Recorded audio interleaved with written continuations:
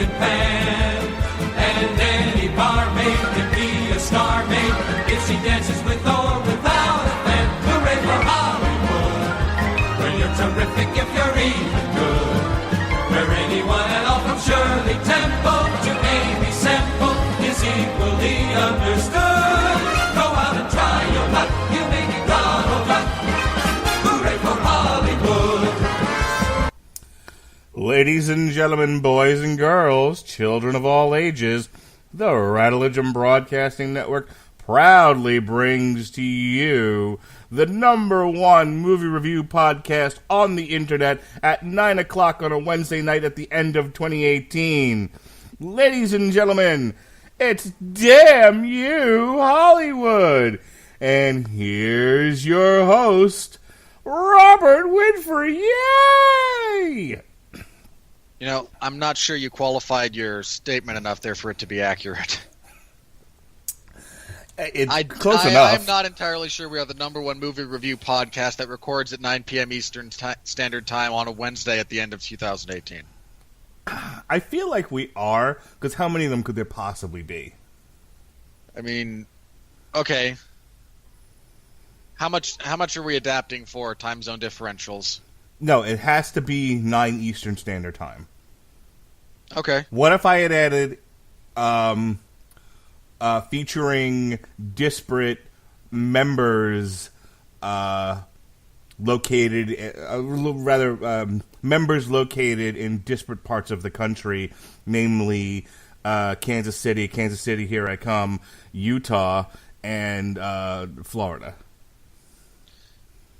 If you mentioned those 3 locations specifically, you might be okay, but I'm still...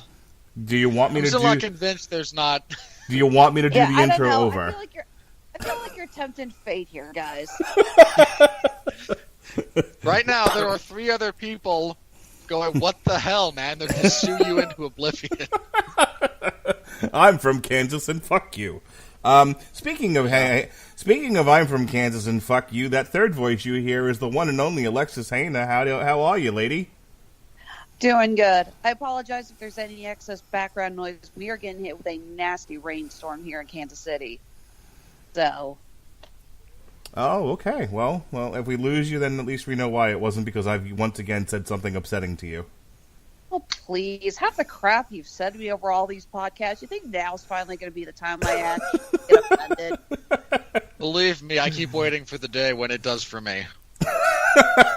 Well, one of these days, he's going to say something, and I'm just going to be, you know what, that's it. But it hasn't happened yet. It's becoming increasingly unlikely. Everyone's got their breaking point. I'm sure I'll find all of yours. And speaking of breaking points, let's talk about Aquaman. How's that for a transition? That is the worst segue you've ever attempted, and that's saying something. Anyway. Again, I think if you look back, you'll find worse segues. I don't know, man. That was pretty bad. That was really bad. Anyway, Merry Christmas to all those of you out there who observe it, because that was the most recent holiday. Hanukkah was a few weeks. It wrapped up early in the month of December this time around, so. And Mark's Jewish in name only. Hey, we celebrated Hanukkah this year. We even capped it off with a brisket.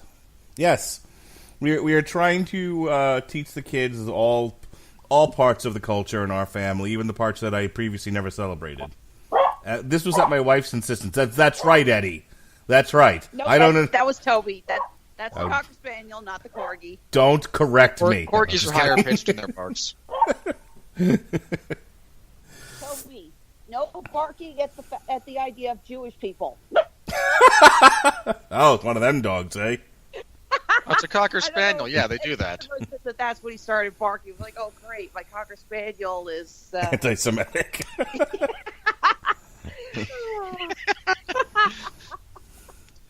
All right.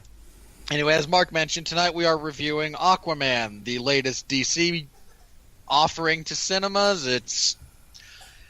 We were one of the last places to get it, actually. The United States was. It's been in China for a while. It's been in various other overseas markets, and it made a lot of money well before it debuted here in the States. So get ready for more. And in this case, I'm not sure how much of the blame we're going to throw at the Chinese, but It's already almost at $1 billion, and it just barely had its opening weekend here in the States. So, again, there will be more of this. Beware. Why do we always have to blame the Chinese? Well, it depends. First of all, I blame the first 4 Transformers movies on the United States. That was almost entirely us. But you blame Venom on the Chinese. Well, Venom made twice as much money in China as it did in the U.S. So yeah, Venom only did $200 million domestically. The bulk of its $800 million plus worldwide take comes from overseas stuff. So yeah, I'm blaming them. Well, hang on. My son has just entered the room after I've told him not to, so let's ask him. Hey, whose fault is it Venom made a lot of money this year? Is it the Chinese?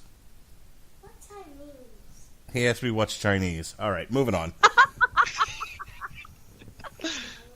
Oh, we're going to get letters, if anyone actually listened to this show. All right. So, unless there was something we wanted to... Wait, Mark, was this the child you encouraged to go run in traffic before the show started? No, that was his daughter. Yes. Oh, okay. So one kid he's encouraging to go play in traffic, the other kid doesn't know where China is. Or no, doesn't know what Chinese is other than food. No, You know what Chinese food is, right? Yeah. Yeah? What do you... When you eat Chinese food, what do you eat? Chinese chicken, Chinese rice. That's right, Chinese chicken and Chinese rice. Very good. What the hell do you want? I was waiting for him to just say, I eat Chinese, so I can just accuse your son of cannibalism.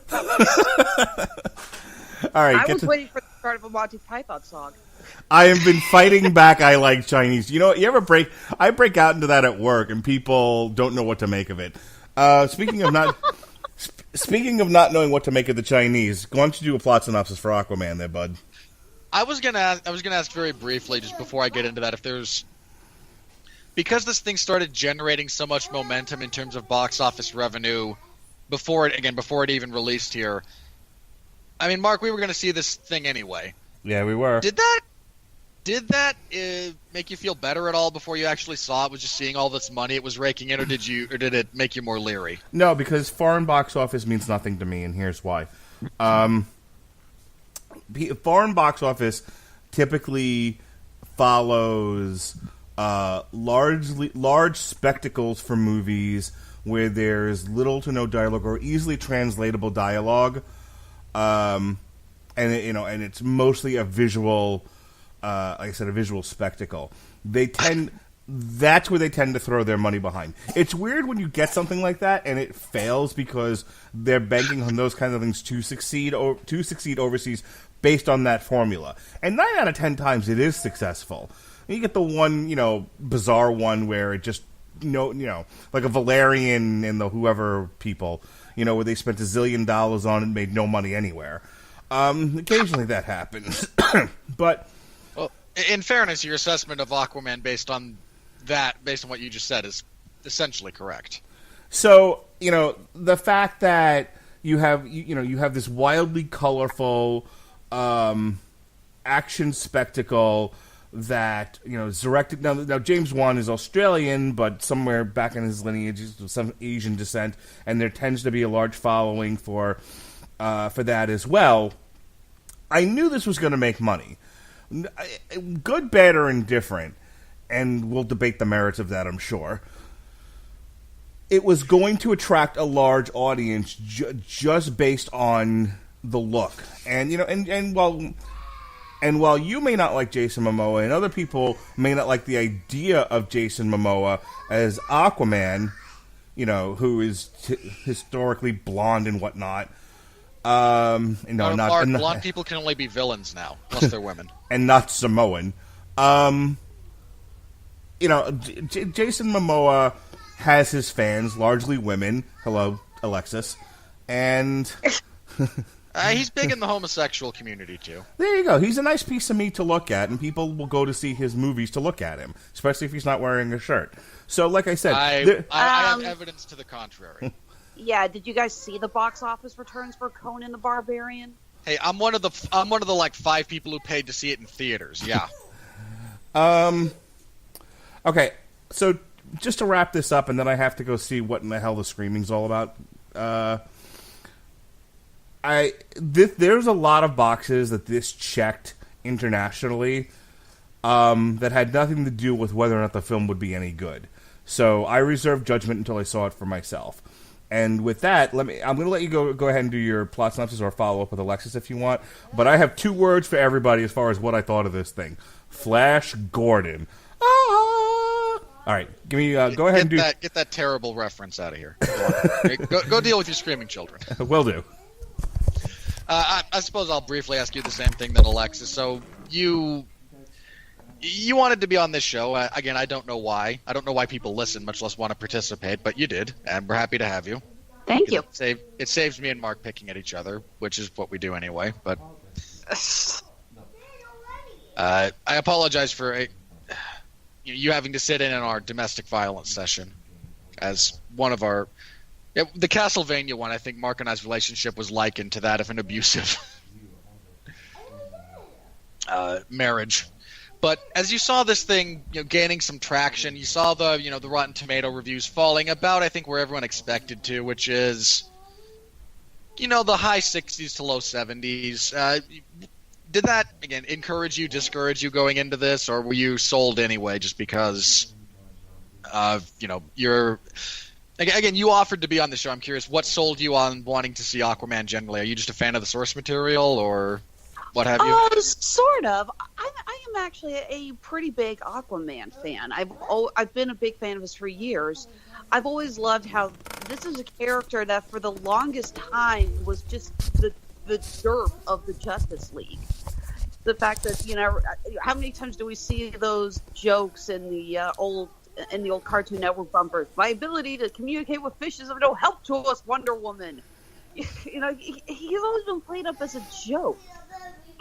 Mostly because of the 1960s Super Friends series. But I always loved Aquaman because I always thought he was just the coolest character. And if you really read his comics, he is not someone to screw with. He is insanely powerful. He has got it. It's not just, he can talk to fish. This guy can summon frickin' sea monsters and Cthulhu-like beasts from deep under, deep in the Earth's core. He is like, you do not mess with this guy, and I've always loved it. Hell, there's a running joke whenever my friends and I play Injustice, and that is no one's allowed to play as Aquaman because we do not give them the benefit of that kind of advantage. I've actually, just to add to that really quick, the one thing the modern Aquaman that always kind of bugged me was that because they made him this king of Atlantis, and in a lot of interpretations in the comics, he's just sort of had it up to his eyeballs with the surface world, and it's just like, you know what, leave us alone, and I'll keep the nightmares that are below the surface away from the rest of you. Just he's doing a separate but equal thing, and it's like. There was a time that he was a hero. He stood alongside Batman and Superman and Wonder Woman, and he fought whatever the issues were, and they've sort of reduced him to, this angry monarch, who's just like, just say, he's an old man sitting in a rocking chair in front of his kingdom yelling, "Get off my lawn." Yeah, have you ever seen the episodes of Justice League, the animated series, when he showed up? Oh, yeah. His introductory arc is him basically coming up and shrugging off bullets and going, "We're here. We don't want anything to do with you. Stay out of our way." Then he cuts off his own hand at the end of it because his brother tries to use... I mean, if you weren't familiar with him prior to watching those, that gave you a very different appreciation of his character and what he's willing to and able to do. So depending on he basically shows up at the United Nations. They're like, we wanted you to just come and talk quietly, not show up and make a list of demands like a crazy person. Yeah, I depending on the interpretation of Aquaman you see, he's not really a hero. It's one of the things I liked about this film is that I really feel like it rehabilitates the hero Aquaman as opposed to I wouldn't call him a villain in these iterations. I don't, he's a lot of times he's saying, I'm what's standing between you and a nightmare scenario of your cities being flooded and monsters, eating you alive. But that's all he is. He's just sort of a neutral, like a true neutral character that's out there in the universe. It's him and Baby Darkseid. I guess it does kind of come down to who's writing the material, because the fact is that if Aquaman did decide to follow in the example we saw of Ocean Master in this film, the surface world would not stand a chance. Aquaman and the Atlantean army would wipe the floor with us. Yeah, I was going to say before. Well, I mean before. With this again, with the always important caveat of if Superman's not on the planet at the time. Good point. Well, I mean, at the Superman has his limits too. There's only so many things he can do at once, and at what point, and when Aquaman can raise a wave that can that can make Kansas waterfront property, there's only so much Superman's freeze ray is going to be able to accomplish.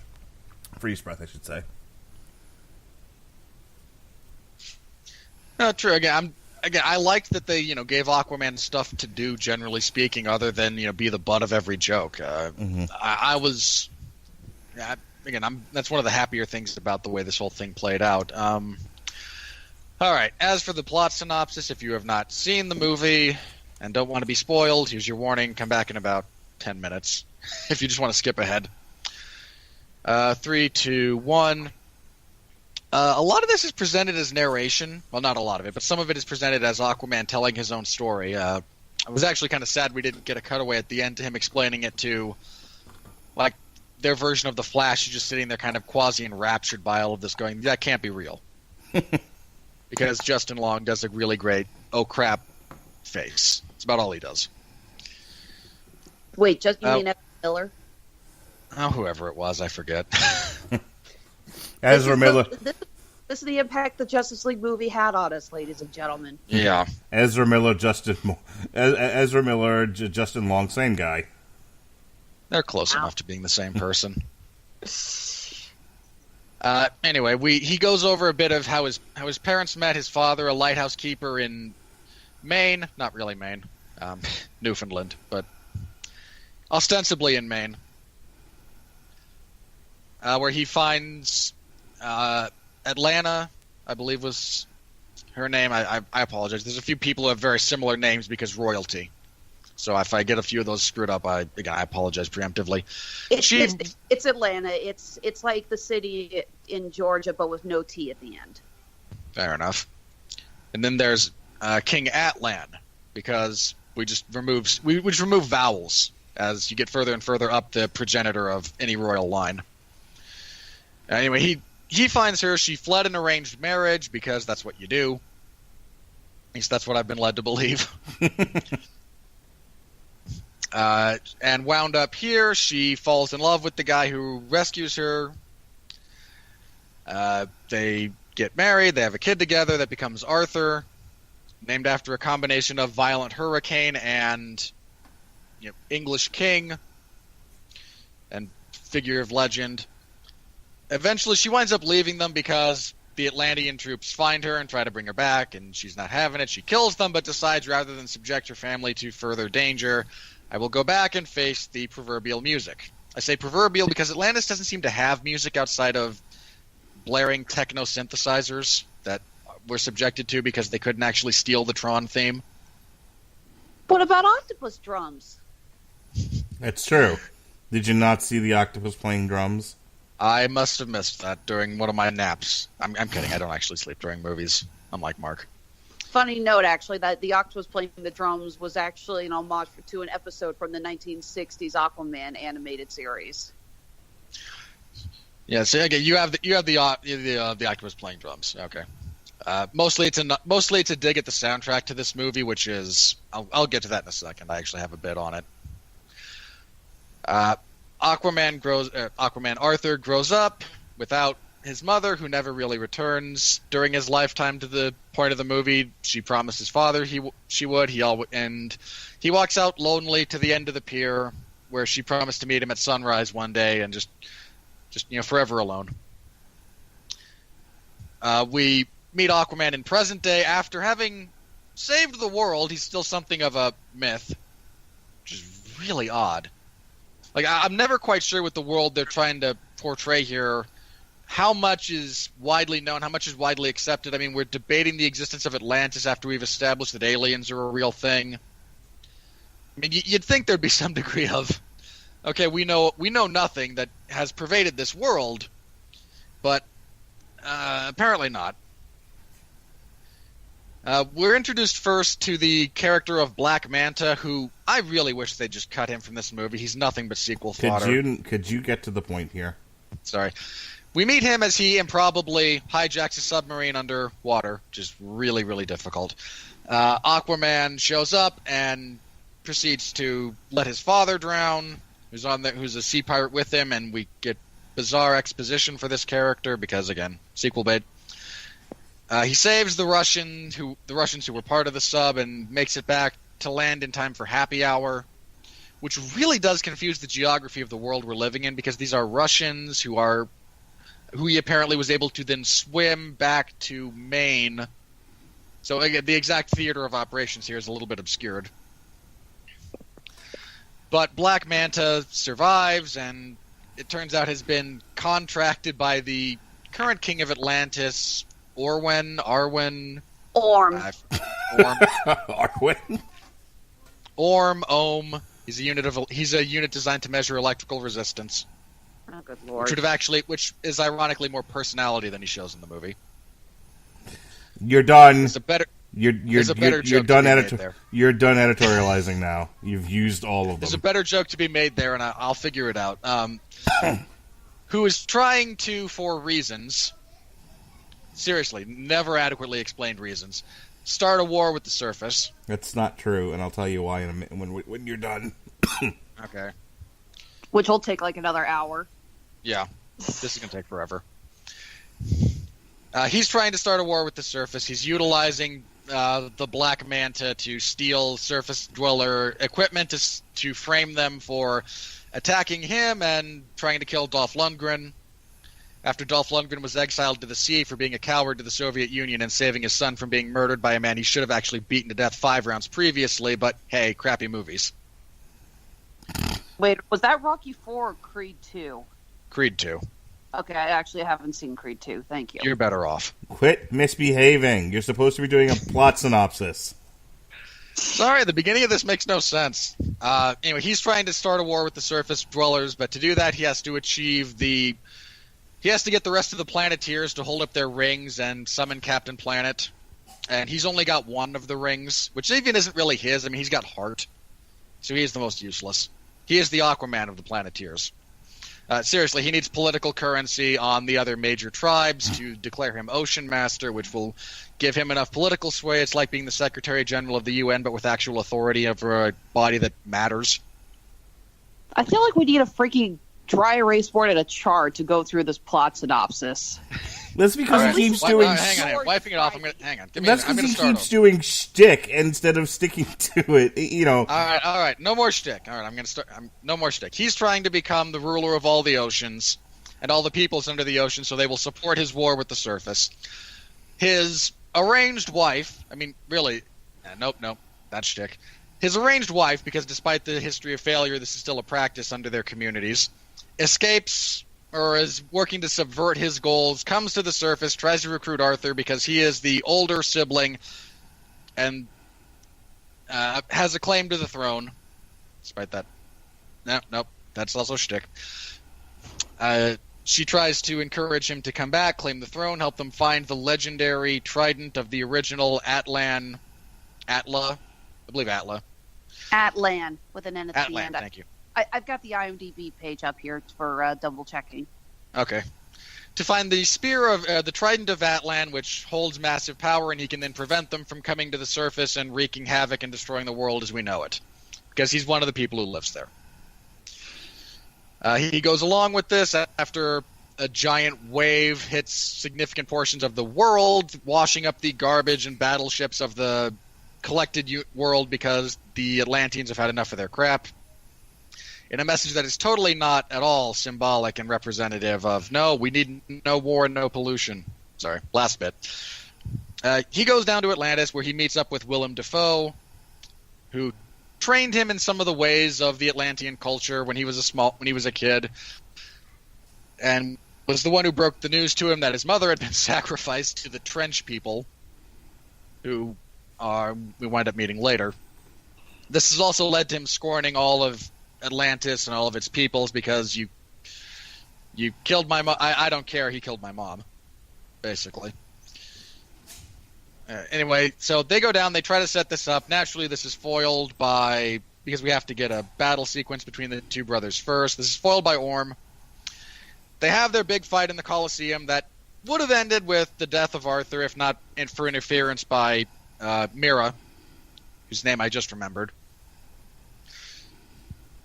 who is more interested in getting the proper trident and really establishing a power base rather than the spectacle and the macho posturing of those two.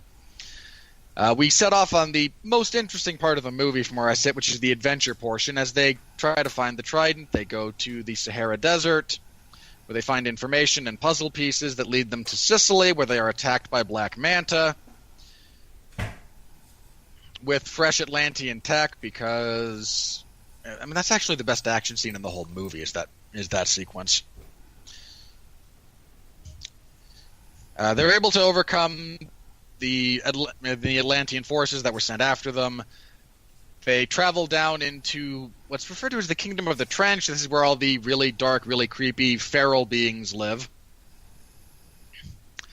They pass through them.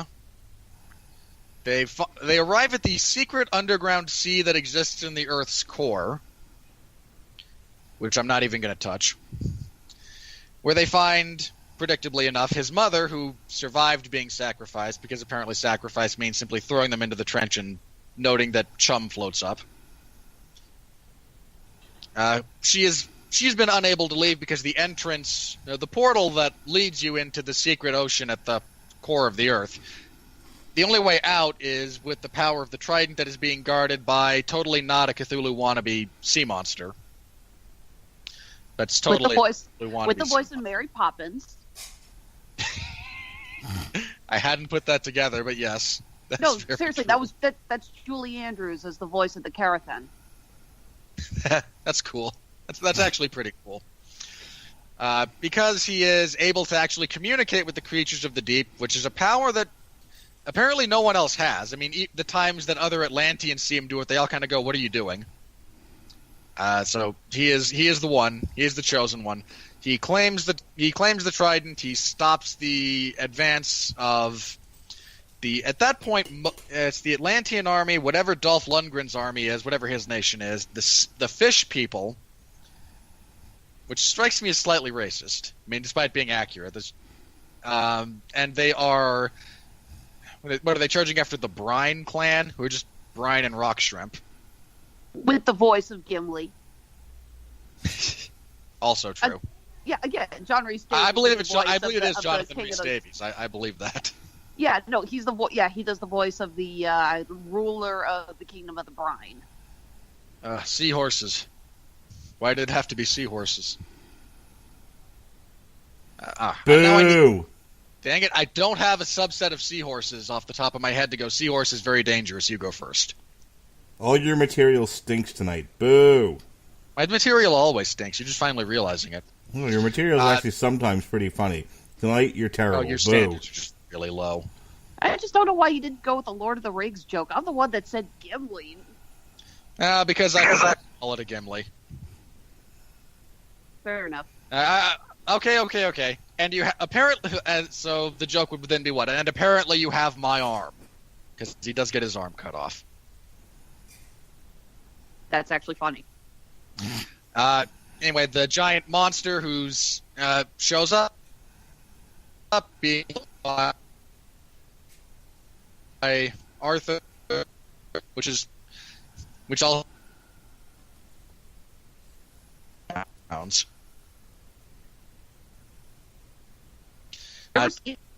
They wind up floating on the surface, where they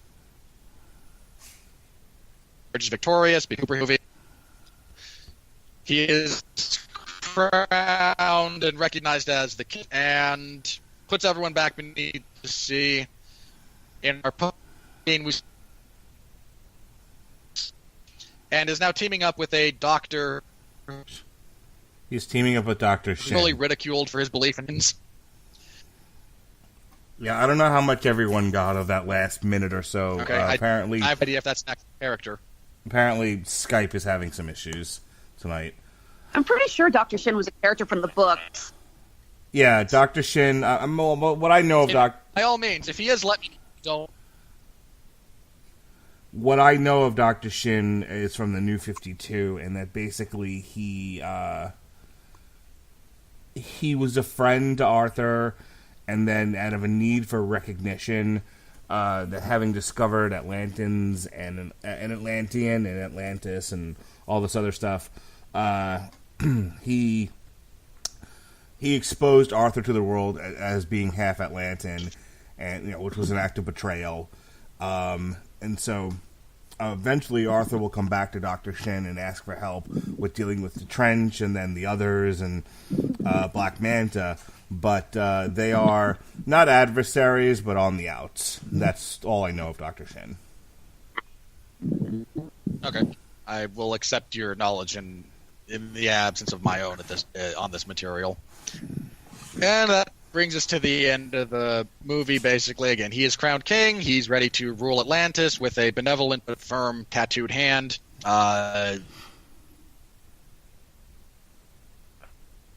With his dad, because she really wanted to get back to him for all these years, but had been trapped in a Jules Verne-esque center of the earth. Is not killed, because not killing your enemies never comes back to bite you in the ass. Every hero ever. Orm is imprisoned to be... He's stuck away in a tower to think really hard about what he did. And we're now setting up for whatever comes next, which is probably more freaking Jesse Eisenberg. And not Joe Manganiello.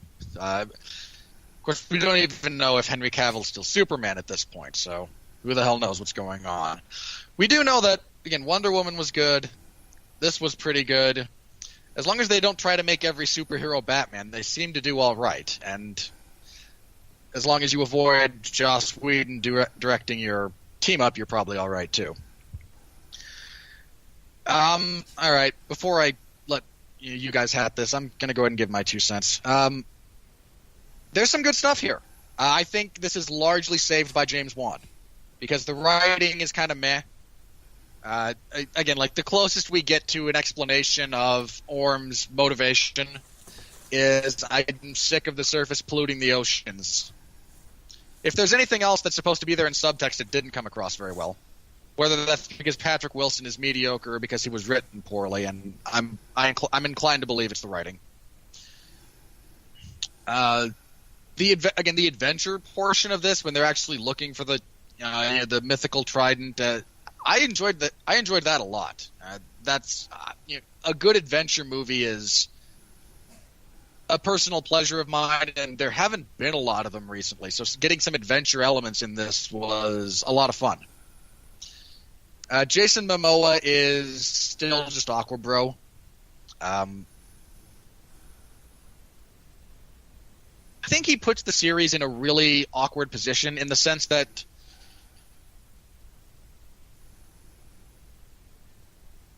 he is at doing like Two Faces. A lot of depth. He's got a modicum of screen presence, but he's never going to anything. So I don't think you're ever going to get anything better than this. And if you don't want anything better than this, fair play. This was not the worst thing in the world by any stretch of the imagination. The CGI's hit or miss. A lot of the stuff in Atlantis, like most of the fight between Momoa and between Arthur and Orm and Patrick Wilson. Look, neo-Nazi Patrick Wilson. Most of the fight between those two in the Ring of Fire I found borderline unwatchable. The crowd shots in that are just pretty piss poor as well in terms of CGI. The war sequences, again, especially attacking the brine people, that's pretty solid. That's some really solid stuff. That last sequence, the literal last sequence in the fight between those two, once they hit the surface, where he's doing the. I don't even have a joke of a name for the technique where he just uses the power of the trident to pull a water shield around him. Is just so badly animated. I mean, really badly animated. Somehow Willem Dafoe doing it on the beach looked better than this one. Oh god, that was so bad. But the majority of it is really solid. The entire action sequence set on Sicily is really, really well done. I like a lot of the action because it's readable. There's not a lot of shaky cam. There's not a lot of There's not a lot of needless cuts. A lot of it is just presented cleanly and readably and legibly from a visual perspective.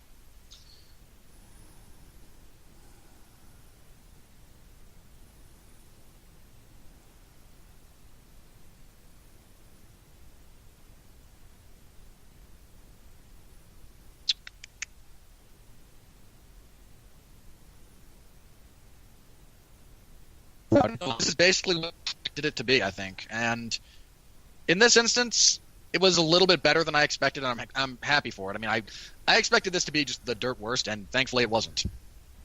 So, Mark, we're about you. Okay, let me go ahead and apologize for this. Invasions of Worm. Yeah, hang on. Just stop for a second. Let me apologize for the sound quality tonight, folks. I don't know why we're having poor connectivity with Skype, but we are. So you're getting a lot of choppy Robert, at least in my ears. That's what I'm hearing. Maybe I sound choppy to them. So I don't know how the finished version of this is going to sound. But the question was asked. I got to tell you, Mark, Rob's.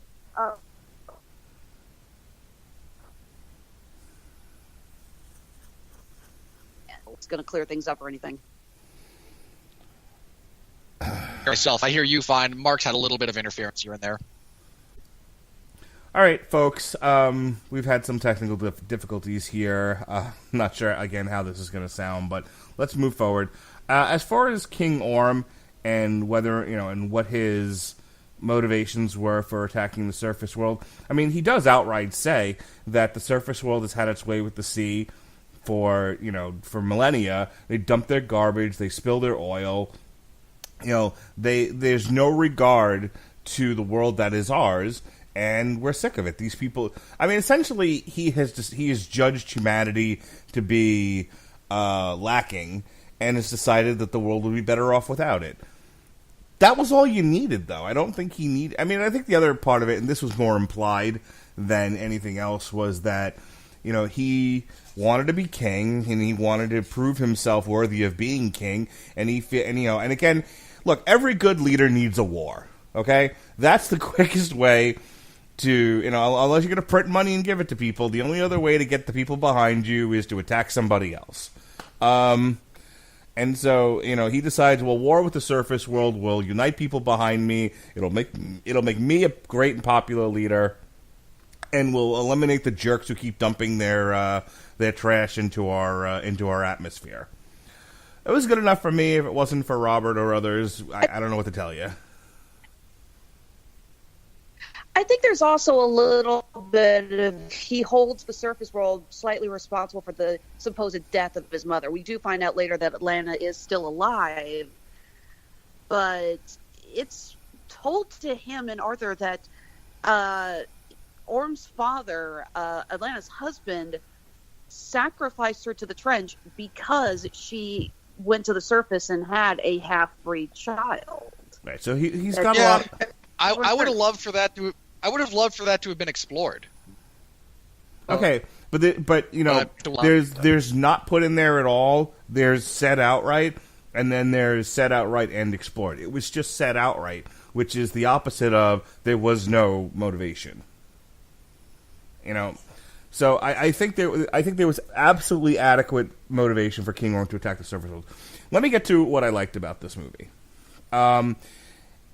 It has a very simple plot. It's roughly as adequate as. I suppose I think about it like this: he's basically on par with every other badly written.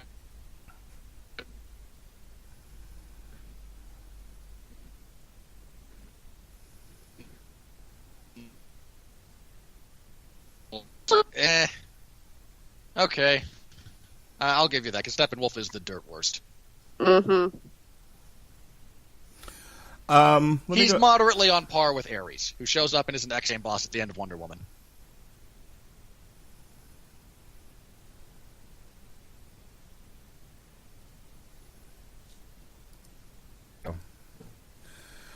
All right. Again, we're having some sound issues here. So real quick, because it's difficult for the three of us to hear each other because of our technical issues. But, I knew going into this was not going to be a strongly written movie with a lot of depth to it. I knew it was going to be, I said on a previous podcast that the star of this thing wasn't Jason Momoa. It was going to be the CGI. And if the CGI didn't work, then the movie was going to fall apart at the scenes. And while, it's not the Phantom Menace. I think largely it works. I didn't really have much in the way of nitpicks about the CGI. That's more Robert's thing than mine. I thought for the most part, I actually thought the fight that they have in the beginning was more readable than the war scene where they attacked the brine, and I couldn't make out what the hell was happening. The fight they had on the surface world, on the surface of the ship or whatever, I think by that point I was just ready for the movie to get to the end. So I was a little bit more forgiving of whatever it was that I saw. There were a couple of things that were not, I agree, were not animated great.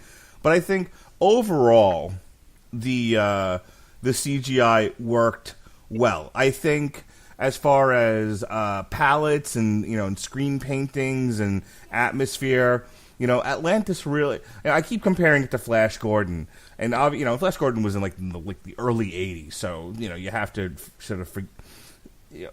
They took you to a different place in the universe with Flash Gordon. You really, for its time, you could believe you were elsewhere in the universe, and I got that same feeling with Aquaman. I felt that Atlantis was this otherworldly place. It looks gorgeous. It really took me away from the theater I was in here in Florida and brought me across the universe to this wonderful fictional place. And that's kind of all I ask for with fantasy. Make me believe I'm somewhere else for 2 hours. And I thought they largely accomplished that. As far as the story and everything, I'm with Robert in that I like the sort of Indiana Jones action adventure. We're looking for pieces of puzzles, parts of the plot. The reluctant king, the reluctant hero stuff was what it was. I actually did enjoy the relationship between, and some people have said that there was no on-screen chemistry between Momoa and Mera. I don't know. I wouldn't put it next to Carrie Fisher and Harrison Ford, but the lower end of that scale, maybe. In fairness, the gold standard for sexual chemistry on screen is, at this point, I think Chris Evans and Sebastian Stan. Right. And compared to those two, 3 or 4. But that being said... Bad jokes aside. But that being said, I thought that Mera as a character, sort of needing Arthur as a device to stem what she believed was a wrong war, and sort of having to put, and sort of him being, the least of all evils, and then coming around to him the more time she spends with him. Christ, who doesn't fall in love in Sicily, right? So I thought their relationship as it built and as they got closer worked on screen.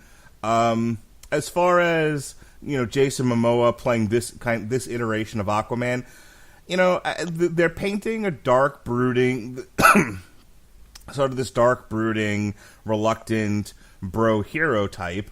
Not the Aquaman I grew up with, but that's what they're running with. So, as long as he's entertaining, I'm willing to accept that characterization of Aquaman.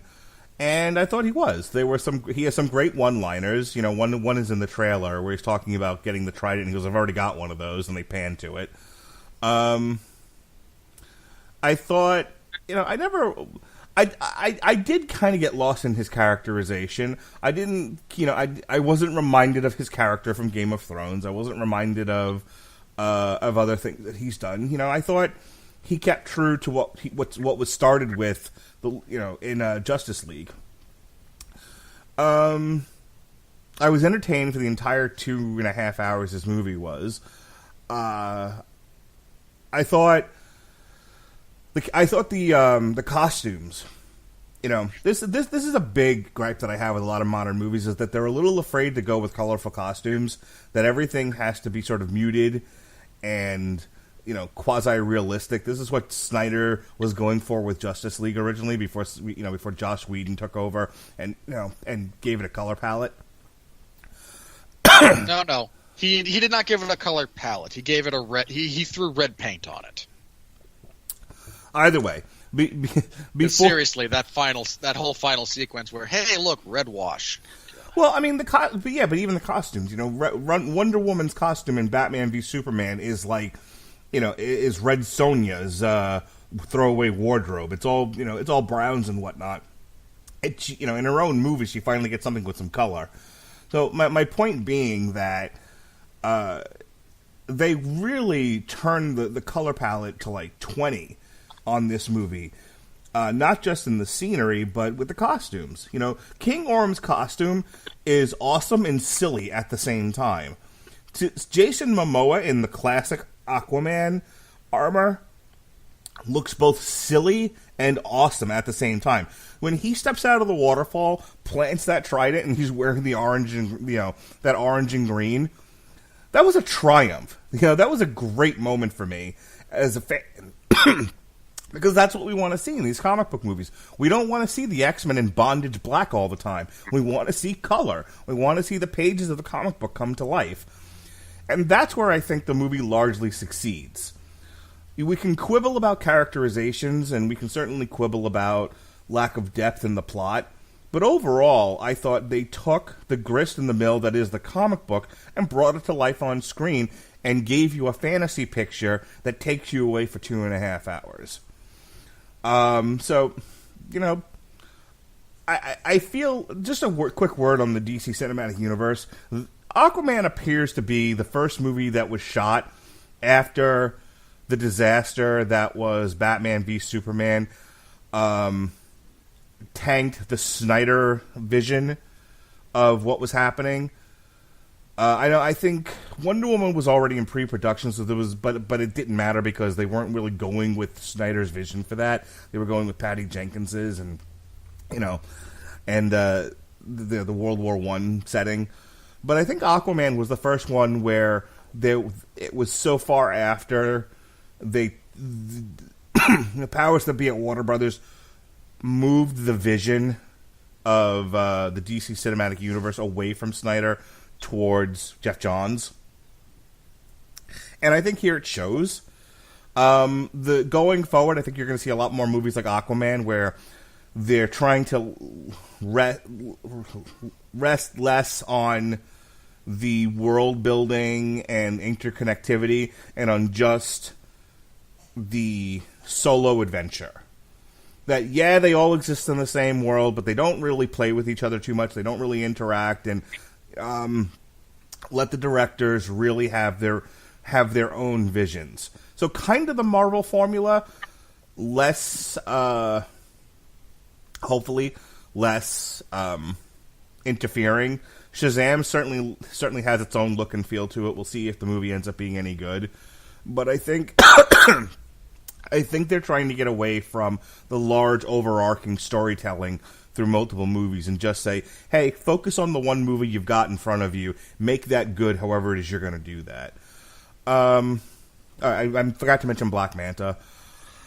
We just read it's forgettable. Well, no, we just read a story about Black Manta on source material, and they set him up as like more so than King Orm, as like Aquaman's arch enemy and almost his equal, despite the fact that he's not Atlantean.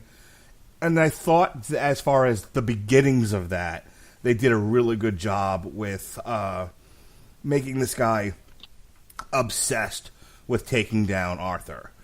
And I'm anxious to see what they do with him in the next movie. So let me go ahead and I have no idea how much of that you heard. Let me go ahead and pitch to Alexa. What'd you think, Alexa? Alexis, sorry. I was gonna say, I'm waiting for you to correct yourself. I was waiting. I was waiting for his, Alexa to actually answer. Well, it's interesting you bring up talking about the Marvel storyline, because this, I think, was one of the first DC movies that I felt was not trying to copy a previous Marvel movie. It felt like it had its own identity. Yes. And I really like that.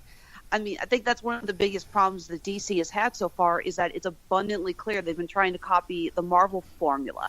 I mean, I could go on for hours about how Suicide Squad was trying way too hard to be Guardians of the Galaxy. Well, let me jump in here and say this much. I don't think it was trying to copy Black Panther, but boy, were there a lot of similarities. Okay, I'll give you that. In fairness to your point, Mark, I don't, and to Alexis's, I don't think they were trying to copy it. I think the stories they were trying to tell just have a lot of overlap. That's very true. There is a lot of comparisons between Atlanta and Wakanda alone. And then you've got you've got family blood fighting over the throne and such. Yeah, there are a lot of parallels to that, but it's also the fact that you guys were talking about the writing. This is a very basic story arc, one that we've seen a million times. It's the hero's journey. I was talking with a friend of mine. I said, when I look back on it, the writing and the plot is very predictable. There were no major twists and turns. I think we could all see a lot of what was going to happen coming from a mile away. But I still felt that the characters and the scenery and everything carried that. I don't mind seeing a movie that has a storyline that I've seen a million times before, as long as I can still enjoy it with the characters. And I genuinely did love Jason Momoa in this. He just comes across as somebody who was having a blast filming. He looked like he was embracing his role and really going through it. And it's so funny you guys were talking about how this is not the Aquaman we grew up with, and it's not. When I first heard he was cast, I was like, what the hell are they going to do? Give him a buzz cut or something? Because we're all used to Aquaman with the short blonde hair.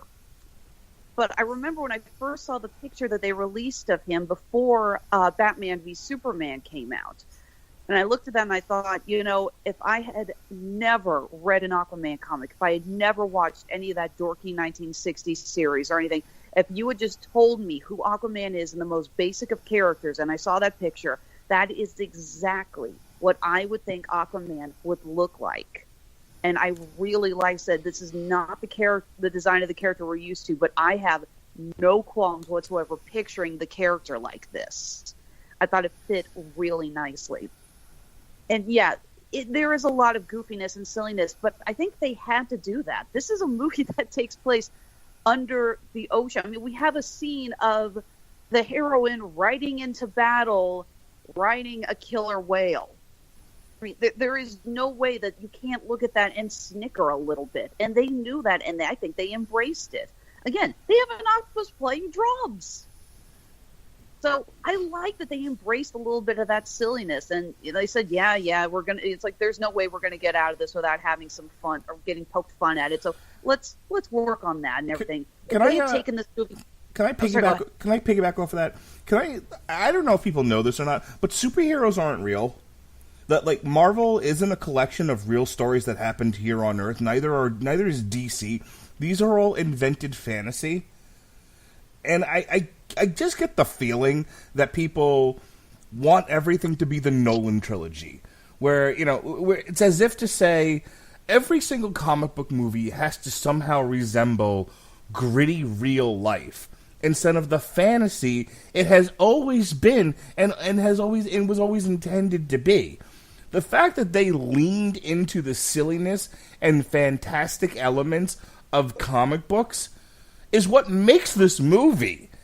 I 100% agree with what you're saying, and I wanted to just emphasize that like we're talking about, like they leaned into the silliness, but that's what they all should be doing.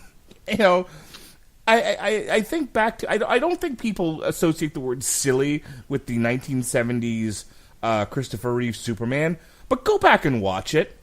If they don't, they should. I mean, I enjoy that movie, but yeah, it's silly. Of course it's silly. It's about a man from space who is, who's invulnerable to everything except lead and parts of his own irradiated planet. Of course it's silly. But they also leaned into the silliness of it all, and it became charming.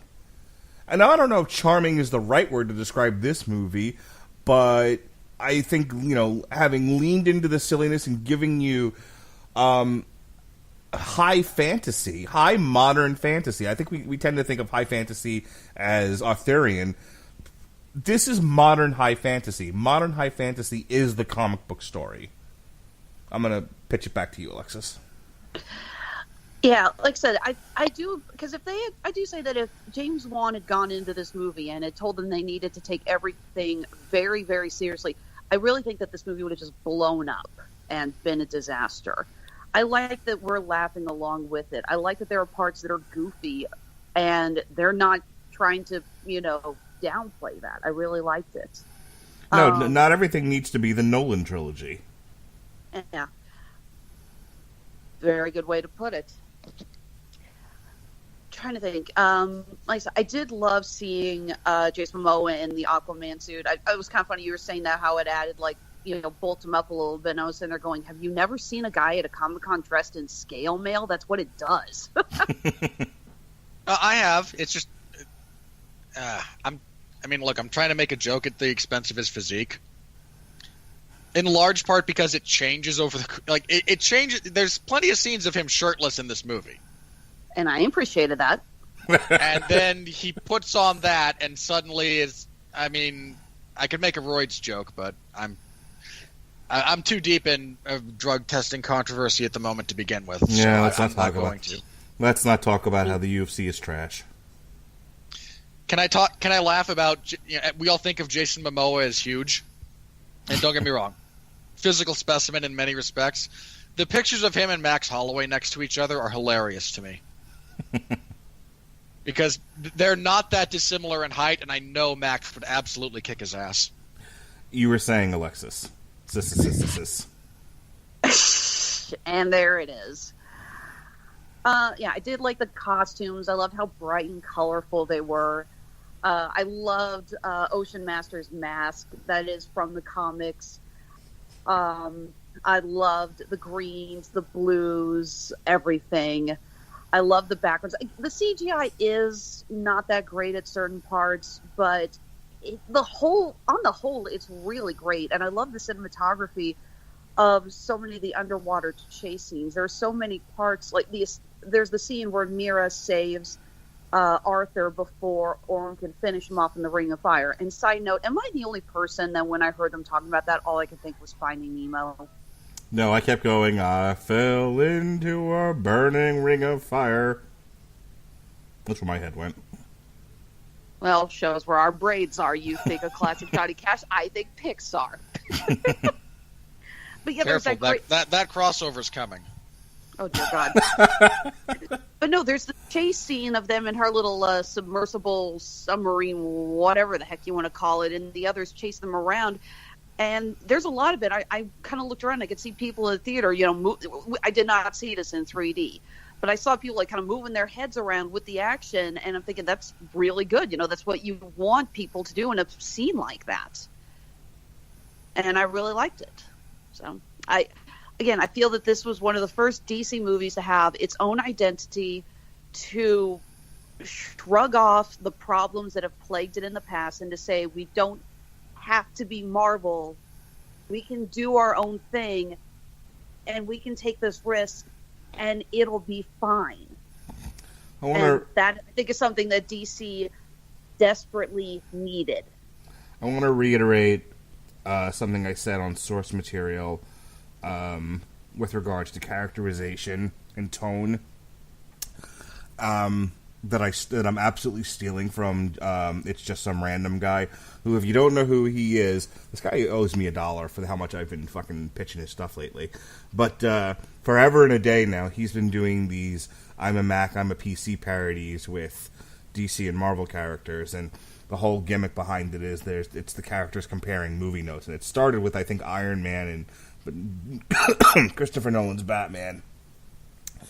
But he did a musical number, and in the line, Iron Man says, "Not everyone is from Gotham." And I think as long as they remember that with their characters going forward, whoever it is that they come up with. I mean, if you look at I'm going to ask to just talk to Alexis at this for this next 2 minutes, okay? Robert Winfrey, I'm not even talking to you because I know what you're going to say, so I'm just going to talk to Alexis here. But if you look at the Arrowverse, the main characters on throughout all of the various Arrowverse shows, they're not all Oliver Queen. The Flash isn't moody. Supergirl isn't moody. The Legends of Tomorrow are not all brooding on the starship, grumbling to themselves. They all have distinct characterizations. The shows have distinct characterizations. Flash is more science fiction than anything else. You have Arrow, which is supposed to be this gritty street tale. Supergirl has become a hue and cry for feminism. Black Lightning is, they took a lot of the elements that made Black Panther what it was and translated it into a TV show. And then Legends of Tomorrow is sort of a half comedy, half sci-fi fantasy, like Star Trek type show. Each one of them has a distinct characterization, and they all, and they all don't get lost in Batman's been successful. Specifically, Nolan's Batman was successful. Let's just make everybody that. Which is what Snyder was doing, and I think that's why DC stumbled in its first couple of films. So, it's not a perfect film, but I feel like it's a step in the right direction. I agree. Like I said, it is a very predictable storyline, but I felt that the characters, the scenery, and just the overall enjoyment of the film was able to carry through that. All right. Anything else you want to add, Robert, or you want to move on to the money? A couple of things I think I wanted to touch on that I didn't get a chance to yet. I agree with you guys, by and large. I want to say again. I think I said this already. I want to reiterate. I think you mentioned that the CGI is kind of what sells the movie and what really makes everything kind of work, and there's a large degree to which that's true. I think the primary savior of this movie is James Wan, because there's not a lot of directors who could, I think, handle this movie and handle the baggage that the character just kind of generally brings, as well as the stuttering that has been going on with Warner Brothers and their version of the DC cinematic universe. And if Wan could get over his fixation with inverted camera shots, I mean, they make sense for the upside for some of the combat sequences underwater, but a few less of those, man. Like 2 per film isn't all that's necessary, but I'm a fan of James Wan, generally speaking, and I have been since, his first movie. Because I dearly enjoy the first Saw film. It's one of my favorite horror movies. And he seems to have again, like all directors, he has a specific style, but he can handle large budget productions. I mean, he did, what was it, the 7th Fast and Furious movie that was his as well, the one with Jason Statham? I thought he did the 4th one. Did he? No, I don't think he did the 4th one, because the 4th one was their reset button. Hang on. He might have done the 3rd, which sucked, but... Hang on, let me take a look here. Okay. Let me bring up his filmography. I got it right here. No, he did Furious 7. Yeah. He didn't do... That was the only one he's done. Yeah, he's... Again, I find his filmography incredibly strong, all things considered. I mean, you have the first Saw, Dead Silence is a bit iffy. You have Death Sentence, which... is still the best Max Payne movie you're ever going to see. Insidious is really enjoyable. The Conjuring's great. Insidious Chapter 2 is not quite as strong, but it's still solid. Furious 7, The Conjuring 2 is good. And then, Aquaman was the next thing that he directed. So he's got a really good filmography behind him. One of my favorite directors. I really enjoy his work, generally speaking. The sound for the music for this movie. Oh boy, that's another thing entirely. Again, most of the orchestral soundtrack seems to be just like this mashup of Braveheart and Tron. I'm not sure how well it works. So Tron 2, basically. No. I did mean the second Tron. And no. I mean, there's a couple of bits that I'm pretty sure they just straight ripped off of Howard Shore's Braveheart soundtrack. You're talking about the sound. The only complaint, I hate to say it, I really didn't even notice the score, the music, but I kind of wanted to smack somebody for the scenes where Orm sent his water holograph to talk to Black Manta, because I could not for the life of me understand what the hell he was saying. It was so garbled. I hated it. Oh, I saw it in the Dolby. Bad. I saw it in the Dolby theater. I didn't have a problem understanding him. I could understand him, but I can see exactly why people would have a problem with it. Also on the music, whoever selected the song that have lyrics, why you thought Pitbull doing a cover of Toto's Africa was a good idea? I want to slap you. God, I heard that like a week ago, but they put it on Facebook, and I listened to it like, who thought this was a good idea? Look, Pitbull makes terrible music that only morons enjoy. But there's a lot of morons out there, and he's a multimillionaire. His music sucks. Even what was the one they were playing over there, like quirky romance sequences in Sicily? I forget what it was, but yeah, if this movie has a real stumbling block at various points, it's intermittently the CGI, very intermittently. By and large, it's good to great. I mean, apart from Dolph Lundgren's hair, because seriously, Dolph Lundgren's hair in water is just like disconnected from his body. It doesn't actually. I don't know. I enjoyed it. I know people are making a big deal about like, oh look, it's CGI, water moving hair, and I'm like, oh, for fuck's sake.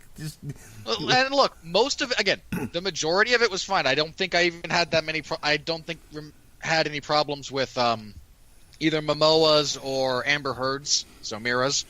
I thought they were both fine, but for some reason, some of those scenes when Dolph Lundgren is talking and his body's not moving, and like you can just see where the green screen bald cap is placed on his head. Like there it is. There's the line of demarcation. There's the dip in the uncanny valley. So again, it's very intermittent. The fact that the majority of the CGI for this is as solid as it is a testament to everyone who works on it. There's a few bits, and the music is another thing that just never quite.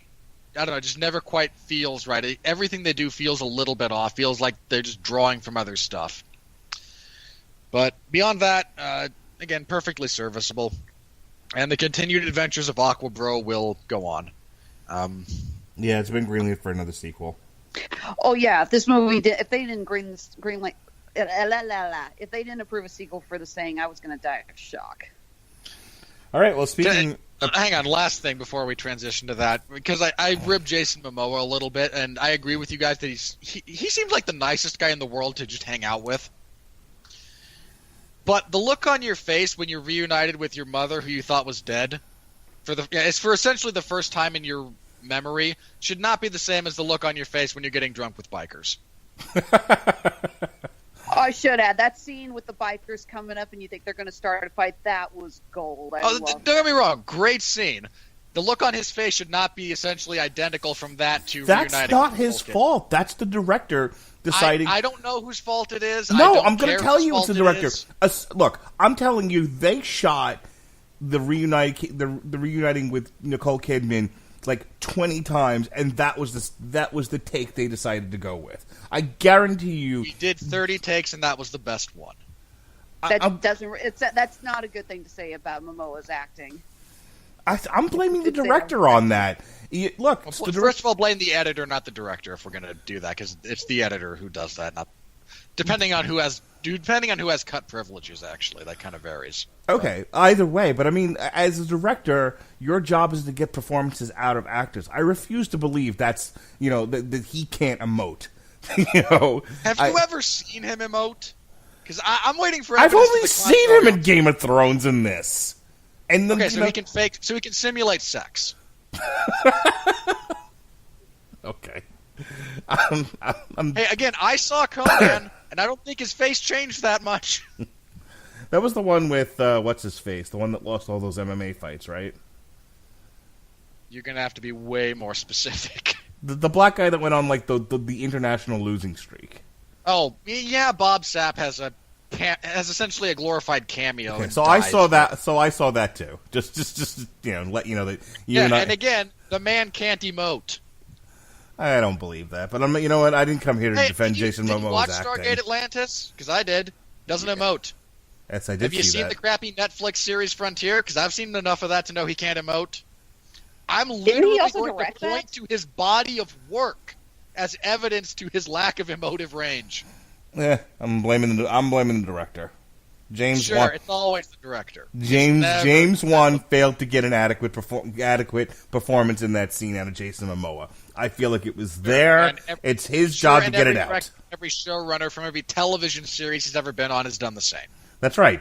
They're willing to accept non-emoting, and they're not willing to dig. Oh God, you're turning him into a slightly less good version of Michael B. Jordan, who also has like 2 emotes. Okay, excuse me, Fred and Ethel, can we move on? Hey, second podcast in a row. All right. With that said, here comes the money. Here comes the money. Here we go. Money talk. Here comes the money. Money, money, money. Dollar, dollar. Dollar, dollar. All right. On a budget of roughly $200 million on the high end, according to Box Office Mojo, as we record this, Aquaman is up to roughly $556 million. It's projected to make over $1 billion by the time it ends its theatrical run, putting it somewhere in the top 4 of the year. The weekend, it was obviously number 1, with a domestic take of $67 million. Mary Poppins debuted at number 2. Bumblebee at number 3. Into the Spider-Verse, which Pat and I reviewed, dropped from 1 to 4. I haven't heard that show. That must have been funny. It's definitely me protecting Pat from himself, but Pat getting his point of view out there. The Mule dropped from 2 to 5. The Grinch, it being Christmas and all, dropped from 3 to 6. Second Act, which was the what's her face, Jen something or other. God. Jennifer Lopez. Jennifer Lopez desperately going, look at me, I haven't faded into total obscurity, hosting a crappy dance show on network television. That's the one. Her movie debuted at number 7, in case you didn't know she had a movie out. Ralph Breaks the Internet drops from 4 to 8. We have now done more to promote that movie than the people who actually made the movie. The Steve Carell Oscar bait apparently is getting terrible reviews. Welcome to Marwen debuted at number 9. Oscar bait is terrible. Oscar bait generally sucks. No one goes to see it because we all know what it is, and 90% of the time it's terrible. No, normally Oscar bait is also a well-made movie. Apparently this isn't. It's usually not. It's stuff that isn't actually good enough to withstand the test of time for a calendar year, and so they dump it all so the Academy will have recency bias towards it. Go ahead, Alexis. Oh, I was just going to say the stuff I heard about Welcome to Marwen. It's directed by Robert Zemeckis, Forrest Gump fame. And from what I've heard, the biggest problem is that it is like the Zemeckis checklist. Yeah, everyone always jokes about how you go see a Tim Burton movie. It's like, bring the Tim Burton bingo card. Go to see a Zack Snyder or Michael Bay movie. bring the bingo card. Supposedly, this is the Robert Zemeckis bingo card movie. Okay. Oh, okay. That's not a good thing. Nothing should be that formulaic. Mary Queen of Scots rose from 17 to 10. I'll be seeing that Friday as part of a double feature with my wife, the other one being Vice. I hope you guys have a good time at it. We will. We enjoy each other's company. The Favorite rose from 12 to 11. Bohemian Rhapsody, which has been a wild and crazy success for Fox. One of its biggest. Looking forward to the sequel. One of its biggest successes, not featuring a comic book character named Deadpool, dropped from 7 to 12. Mortal Engines, a movie that's set to be the biggest money loser of the year, dropped from 5 to 13 because me and Ronnie were the only ones that saw it. Creed 2 dropped from 6 to 14. Green Book 10 to 15. Zero debuted at number 16. Fantastic Beasts and How You Put Them to Sleep dropped from 9 to 17. Alexis, how you put them to sleep? Anything? All right. Once Upon a Deadpool dropped from 11 to 18. Instant Family dropped from 8 to 19. And something called Ben is Back rose from 24 to 20. Where we stand for the year right now, worldwide. Let's see. Venom is currently the number 5 movie of the year. Though You should all be ashamed of yourselves. So it seems to have ended its run at $855 million. So it didn't quite get to $900 million like I thought it would once it caught fire, but it did all right for itself, and it obviously greenlit a sequel. Then you have Mission Impossible, Deadpool, Bohemian Rhapsody. Ready for PG-13 maximum carnage. That's all I'm saying. Again, Bohemian Rhapsody is a big winner for Fox with $668 million. Apparently, is the highest-earning music biopic in the history of film. Ant-Man and the Wasp. I mean, that's a short list generally. Ant-Man and the Wasp has fallen to number 9, and Fantastic Beast rounds out the top 10, knocking out Ready Player One. That's a zero-sum gain for Warner Brothers, as they both were. Aquaman is currently sitting at number 13. Again, by the end of its run, it should rest somewhere between The Incredibles, Jurassic World, and Black Panther. It'd be funny if it actually made more money than Black Panther. I'm sure that would piss off someone. Let's Oprah, see. for one. Mm. You're not seeing Oprah's campaign to have Black Panther win Best Picture? Because it's hilarious. I wouldn't mind seeing Black Panther get a few Oscar nominations, but admittedly, I'm thinking mostly for technical achievements. Oh, its costuming is brilliant. Like, if that doesn't win some absolutely. set design stuff, it'd be a crying shame because elements of the costuming and set design for Black Panther are great, genuinely totally. great. Hey, The scenes in Shuri's lab alone earned that. Hey, Robert. Robin Hood, currently sitting at $73 million. Which is about $73 million more than it should have earned.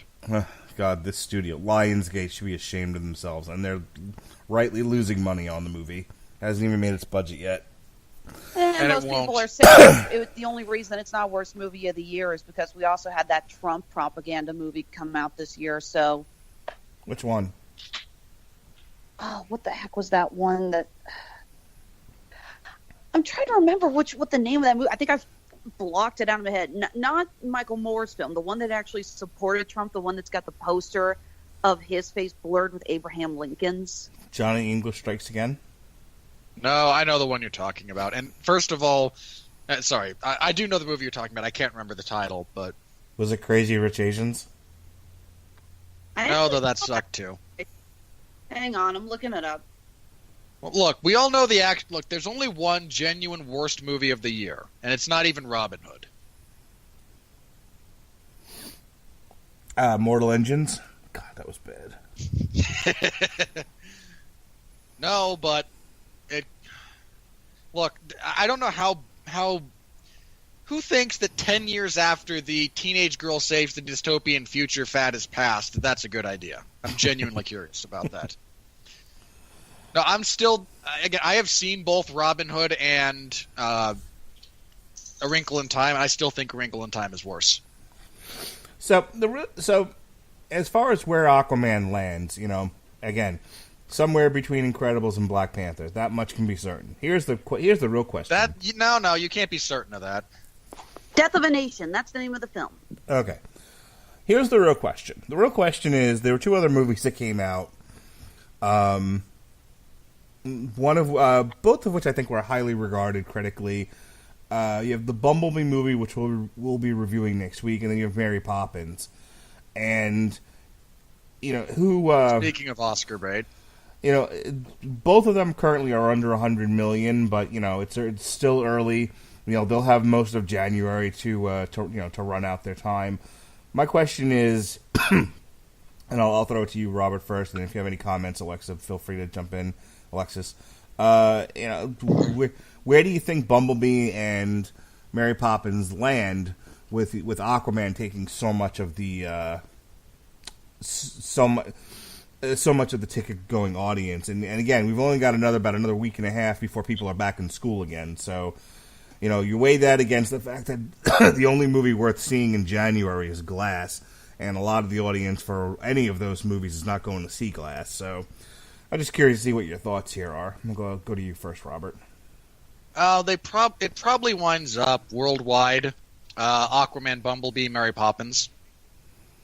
I think Bumblebee translates better at being just, stupid, brightly colored, mashup of nothing but familiar scenes we have gratuitously lifted from other movies by better filmmakers. They say this is as closest to the cartoon as they've ever come in one of these movies, and I think that's going to get a lot of people to come see That's it. really... No. You and I could shoot something in the back of your yard that is closer to the actual cartoon than what Michael Bay did. Let's be clear about this. Mm-hmm. Look, any of the praise for this movie is so bizarrely faint. It's the best movie in the franchise. A blindfolded chimp has a 50-50 shot of pointing the camera in the right direction and getting something better than Michael Bay's movies. Except for Age of Extinction, which was a cinematic piece of... we're not rehashing that. We are not. Stop it. Age of Extinction. And look, I'm glad it's... I'm glad... I love that they were, plastering, hey, it's this percentage fresh on Rotten Tomatoes. Do you know how aggregates work? All right, any thoughts on this, Alexis? From what I've been hearing from critics that I follow on Twitter and such, Bumblebee is actually pretty good. But yeah, the fact is that it's got so much of a problem following it after so many horrible Transformers movies. That I think it doesn't help that John Cena's in a prominent role and you can't see him. You know what? I saw the trailers. I'm like, wow, it just looks like such a stereotypical role for Cena. And I've actually seen Cena in a few things this year, and I'm never going to say the man's a good actor, but he's got some talent, especially in comedy. The crazy thing about Cena, he's a terrible action star. He's great in comedy. He's a funny guy. Exactly. He seems to have a genuine gift for comedy on screen. Let me throw this out there, and I didn't mention this before, but we have Holmes and Watson, and forget Vice. Vice isn't biting into anything. I'm pretty sure I'll be one of the few people seeing it. I didn't know Vice was even a thing. But I've been hearing Vice actually for Oscar praise. I've heard a lot of people saying just shut up and give the best actor Oscar. Wow, that came out wrong. To Christian Bale already. Yeah, I can see that, but that doesn't mean anyone's going to go see it, aside from me and my wife. I mean, look, Christian Bale's going to wind up pulling a DiCaprio and nearly killing himself on set. I mean, he already did that in The Machinist and didn't get any kudos for it, so... Well, I will say this. Christian Bale has apparently got the most flexible body in the history of all actors. With the exception, I think, of Vincent D'Onofrio, I have never seen an actor who is able to gain weight and lose weight at such an amazing rate as this man. I'm pretty sure... you want to know the other one in contention for that is Tom Hardy. Tom Hardy's a bit of an ectomorph. It's kind of freaky. I was going to say, I'm pretty sure Christian Bale is Clayface. But the fact that he legitimately got down to 110 pounds in The Machinist and then went right into Batman is nuts. And then he went from, what was that movie he was in with Bradley Cooper and Jennifer Lawrence and Amy Adams? Oh, American Hustle? Yeah, he had put on a ton of weight for that, and then he went into, I think it was The Fight. Wait, I can't remember which came first, American Hustle or The Fighter. Either way, he goes from a coke addict to a rotund individual. It's shocking the way he's able to change his body. Again, he and Tom Hardy, I think, are like the two best, because Tom Hardy's he does some pretty significant stuff. I mean, if you know how to look at body mass composition, the changes he goes through from Warrior to his portrayal of Bane are pretty significant, even though he's muscular in both of them. It's very, very different. So my last question, and then we can move on from the money to our favorite part of the show, is do you think Holmes and Watson bites into any of these movies significantly? No. You know what? I just did a Google search when I was trying to look up the name of the Death of a Nation movie. I just did a general Google search of the worst movies of 2018. I already saw 5 lists that has Holmes and Watson on it. You know what? The only biting Holmes and Watson does is generally. I give credit to Farrell and John C. Reilly that they wanted to just have fun in a movie. These two are friends, and they just clearly wanted to do a movie where they could have fun as friends. And there is something to be said for that, but it doesn't change the fact that this movie looks stupid as hell, and I do not see it having any influence whatsoever on any box office poll. All right. This won't even have influence on your local box office. All right, here we go. Moving on to the critics.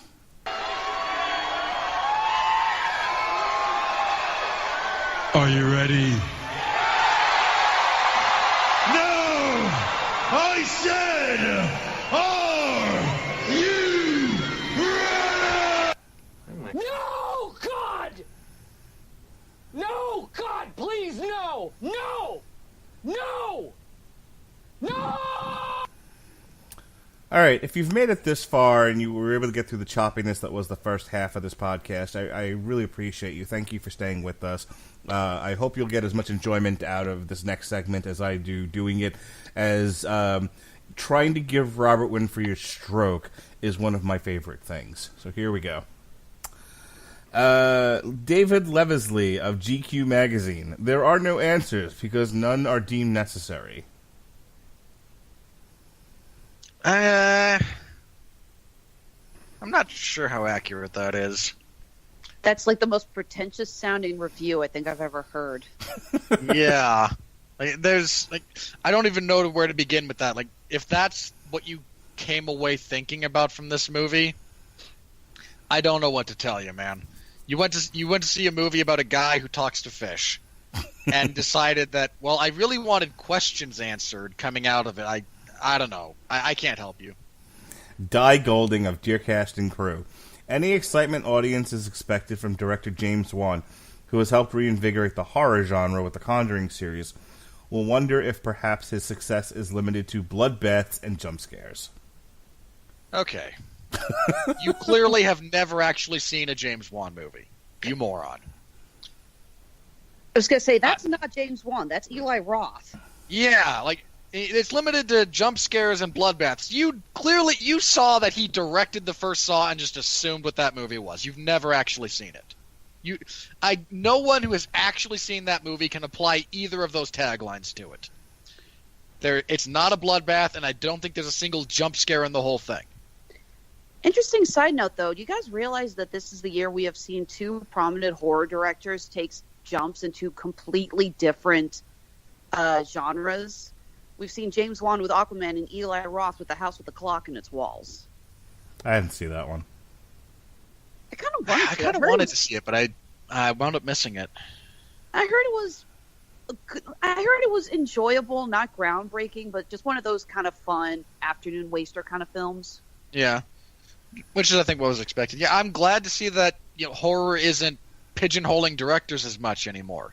It doesn't limit you to genre films all the time. I mean, and again, Wan clearly has a love for horror, but he's handled big budget stuff before and done okay with it. So I'm glad to see him get more work. I like his stuff generally. And okay, wait, seriously, you punched up the guy's filmography and just didn't notice how much, just the gobs and gobs of money that Furious 7 raked in? I mean, don't get me wrong, not the best movie in that franchise, although there isn't a best movie in that franchise. They all kind of suck equally with a few extra dips for 2 and 3.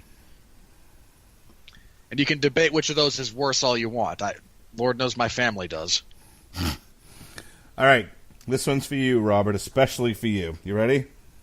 Go for it. Carl Davenport of Complex. I won't front like I didn't enjoy some elements of the film, but as a whole, ? It felt like I was watching a film based on what worked in a number of other superhero flicks over the last few years. Okay, were you adding the list, or did you actually type that way? Well, it started with I won't front. So. Okay, the fact that you started a sentence that way, no. If you speak that way, fine and dandy. We all use idioms. We all have different speech patterns. Whatever. I don't care how you talk. You have the ability to write. Why? Why would you type that out, look at it, and go, yes, this is the sentence appearing as I want it, in the context I want it, and this is how this is clearly going to work. Just why? More importantly, no, this is not simply a rehash of what's been successful in a few other superhero movies. I mean, on the one hand, what works in superhero movies is surprisingly limited, largely by the type of superhero you're dealing with. And you're dealing with Aquaman here. So yeah, brightly colored, adventure, on the silly side. The fact that is, again, deals in the fact that the storyline deals with a lot of the same stuff Black Panther does, which in and of itself deals with a shockingly similar plot structure to Thor. You're still dealing with something of an origin story with a character that deals in specific set of tropes, unless you want to wildly, radically even reinvent the hero, not trying to experiment with the genre, but radically reinvent the hero and the prism through which they are viewed. You're not going to deviate too far from what has been successful in other areas, not because you're pandering, but because that's what's successful. I mean, there's a reason brightly colored and schlocky didn't work for Batman. All right, I'm reading There's this a reason next. that it does for others. I'm reading this next one because I just hate this obnoxious prick, and I don't good. understand. I don't understand how he works for the site that he does and does what he does, both historically and presently, but comes away with this particular opinion. Mr. Morgan. Nope. No. Dan Murrell of Screen Junkies. This guy. This guy who loves the smell of his own farts. Aquaman wasn't for me, but I admire a lot about this movie.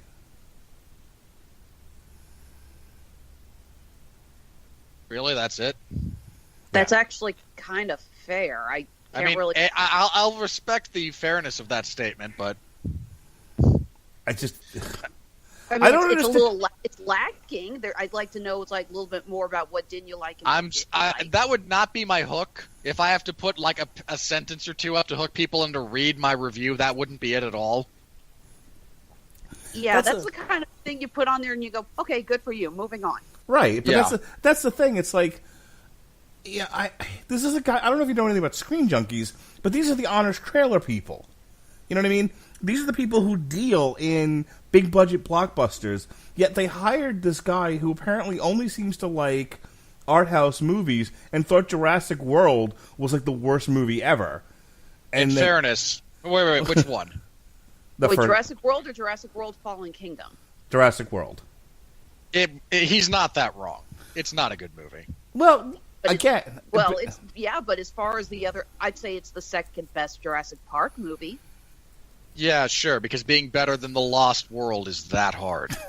the point being that there was a lot to enjoy about it, in as far as it being, a 2-hour popcorn movie, which the guy he was debating with at the time couldn't convince him of, and it was like, no, look, there are some movies that we're going to give a degree of forgiveness for because they are entertaining spectacles. Not everything has to. I said this before. Not everything has to be The Lobster. There are art house films. There are spectacle films. Now, to the degree at which you can be successful at either one, obviously varies. There are some spectacles. The Dark Knight there are some spectacle films that that are successful in all these other areas. But by and large, the spectacle film is what it is what it is. It's a superior visual experience that that ultimately buries a very weak or very limited plot. And I have to bring up The Lobster because it's the only art house movie Mark has ever seen in like 10 years. By the way, it's like the one go-to movie. When I was in college, I watched a lot of art house. I watched a lot of indie film. I don't have the time or the patience anymore. So like the one time I stepped out of my big budget comfort zone and tried to watch something that was highly revered, I got through The Lobster, but only by force of will. All right, Alf. I mean, and in all fairness, if you want to mix spectacle and art house, I don't think anyone in Hollywood right now does it better than Nolan. Alcy Rengifo of Entertainment Voice. With the world the way it's going... Oh, God. Why would you start a sentence that way when you're reviewing a movie? Just why? It's not surprising people would rather watch a buff guy swim with dolphins. But with so many resources spent on it, this is one underwater adventure that dries out fast. Oh, wow, how dare people like things that I don't like. Don't get me wrong, I will rail against crap I think is crap, and I will tell you all you should feel badly for it, but I understand why you do. Again, like Venom, I think it sucks. I know people who like it. They had fun with it. Godspeed and party on. And I will blame the Chinese for the sequels, because they're going to be even worse. But seriously, how is it every time we end up still just bitching about Venom? I mean, every time. I'm sorry, the last couple of podcasts I've done with you guys, somehow it gets brought up that we all hate Venom. Okay, hang on. Would you like a slightly more concrete answer that actually delves into the real world? I Sure. have no idea. I just had to bring it up because it's like, okay. Seriously. The number. Okay, so I'm just going to bring it up then, because bear in mind, none of this reflects my personal belief system necessarily, but China was the number one has been for the last 3 to 5 years the number one increaser of greenhouse gases into the atmosphere. They're building a coal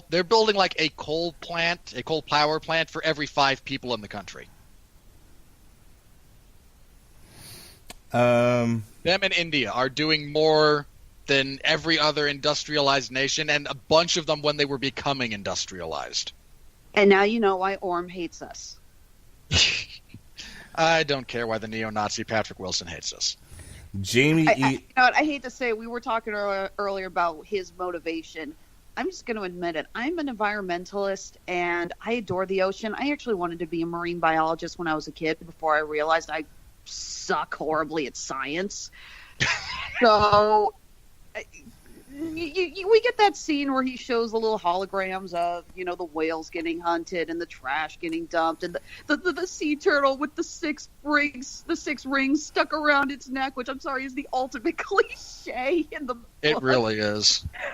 But in the back of my head, I had to sympathize because, yes, I don't like what we as a species have done to the oceans. Hey, do you know, God, I will never run for public office because of all the podcasts I do.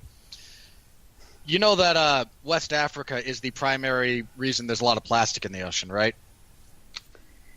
Well, actually, the one thing I knew is that when the news broke that we needed to get rid of straws, thanks to that one video of the straw getting pulled out of the turtle's nose, I actually did a little research, and the fact is that the number one pollutant in the ocean, it's not plastic straws, it's cigarette butts.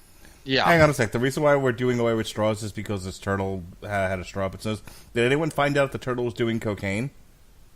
I mean, that's just a given. I just face palmed. There is in fact one of the world's most famous black bears. I forget what the part of the country it's in. Hang on, I gotta ask Alexis a question. When you talk to your friends and they ask, "Oh, you're podcasting now? That's great. Who do you podcast with?" Does your answer go, "This one guy who, no matter what we're talking about, finds a way to break it to the worst common denominator, and I don't know how he does it"? Is that how you bring me up? I guess I wouldn't blame you. Surprisingly, no. They just say, "Who are you doing with it?" And I say, "Guys who bank on the fact that I'm the only girl who's willing to talk to them." But again, relative to animals, there was in fact a black bear that ate something like 1.4 or 4.1 million dollars worth of cocaine that fell out of an aircraft overhead. That's my favorite all for story. the express purpose of becoming, for about 5 minutes, the single most dangerous creature that has ever walked the face of the earth. That's been my favorite story of this holiday season. Hey, I want to get going here. Elena Lasik of Little White Lies. It could have been worse, but it could have also been good. But could it have also been... Let me try that again. Take two. Elena Lasik of Little White Lies. It could have been worse, but maybe it could have also been good?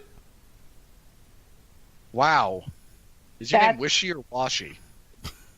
It could have been worse, but it could have been... If it's not good, then that's a Zen riddle. That's like a Zen riddle right there. I mean, look, that's like you desperately trying to say this film belongs in purgatory, but you don't want to admit you're religious. Okay. And yes, like I said, this film could have been a lot worse.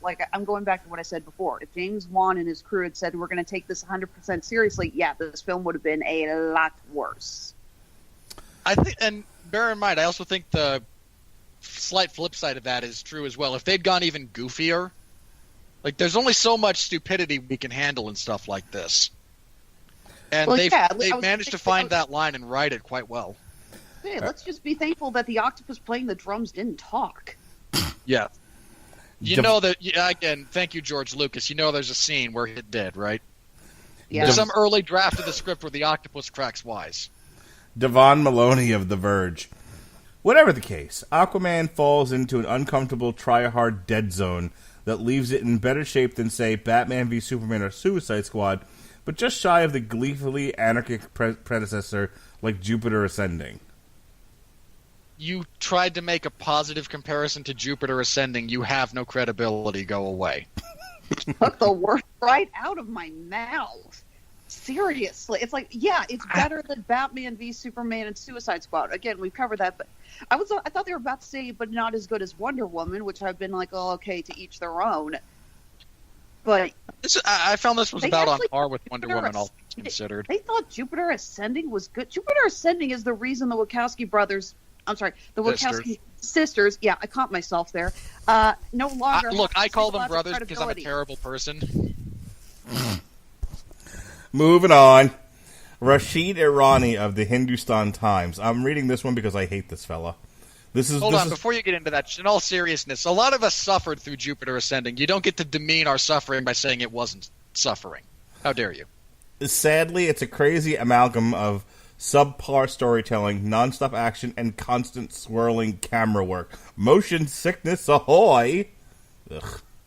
You know what? I will actually give a tiny iota of credit to that. I mentioned before that during some of the action sequences, I could see a lot of the people in the audience moving their heads around with the camera.